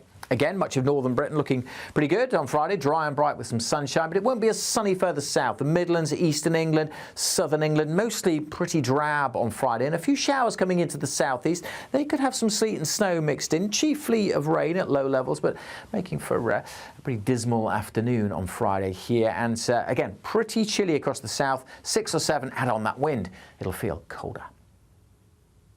Expect a warm front moving from the kitchen right through to the rest of the house. Boxed Boilers, sponsors of weather on GB News. The latest GB News travel. Good morning, I'm Russell Holding. On the A1 in Edinburgh, there are northbound queues on the Milton link at Brunstone because of road works. There are delays of up to an hour to Stena Line sailings between Cairnryan and Belfast after a technical problem. The Mersey ferry is suspended because of a technical problem. In Staffordshire, the A5 is partly blocked eastbound by an accident just after the wall turn-off at Lichfield, with the queues towards there from Muckley Corner Island. In Northamptonshire, Wellingborough Road at Ecton is blocked each way by an accident causing delays. In Bedfordshire, on the A1, there are southbound delays heading away from Biggleswade towards Baldock again today because of road works. Train services are suspended between Milford Haven and Haverfordwest because of emergency engineering works. In Bristol, the A432 Fish Ponds Road is partly blocked westbound into Bristol when there's an accident at Eastville causing queues. And in Devon, the A380 is partly blocked northbound by an accident at the A38 at Splatford Split causing queues. You can stay up to date throughout the day by visiting our website gbnews.com. This is GB News, Britain's news channel.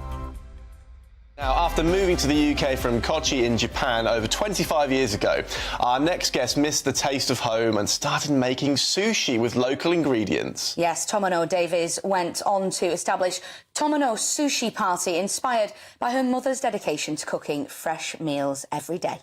Now, while sushi is usually enjoyed in restaurants in Japan, Tomono is showing that anyone can create it at home. So here we go. She's already taught over 500 people and is now bringing her passion to even more people.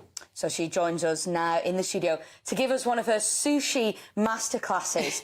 First of all, we're a little bit nervous. We're certainly not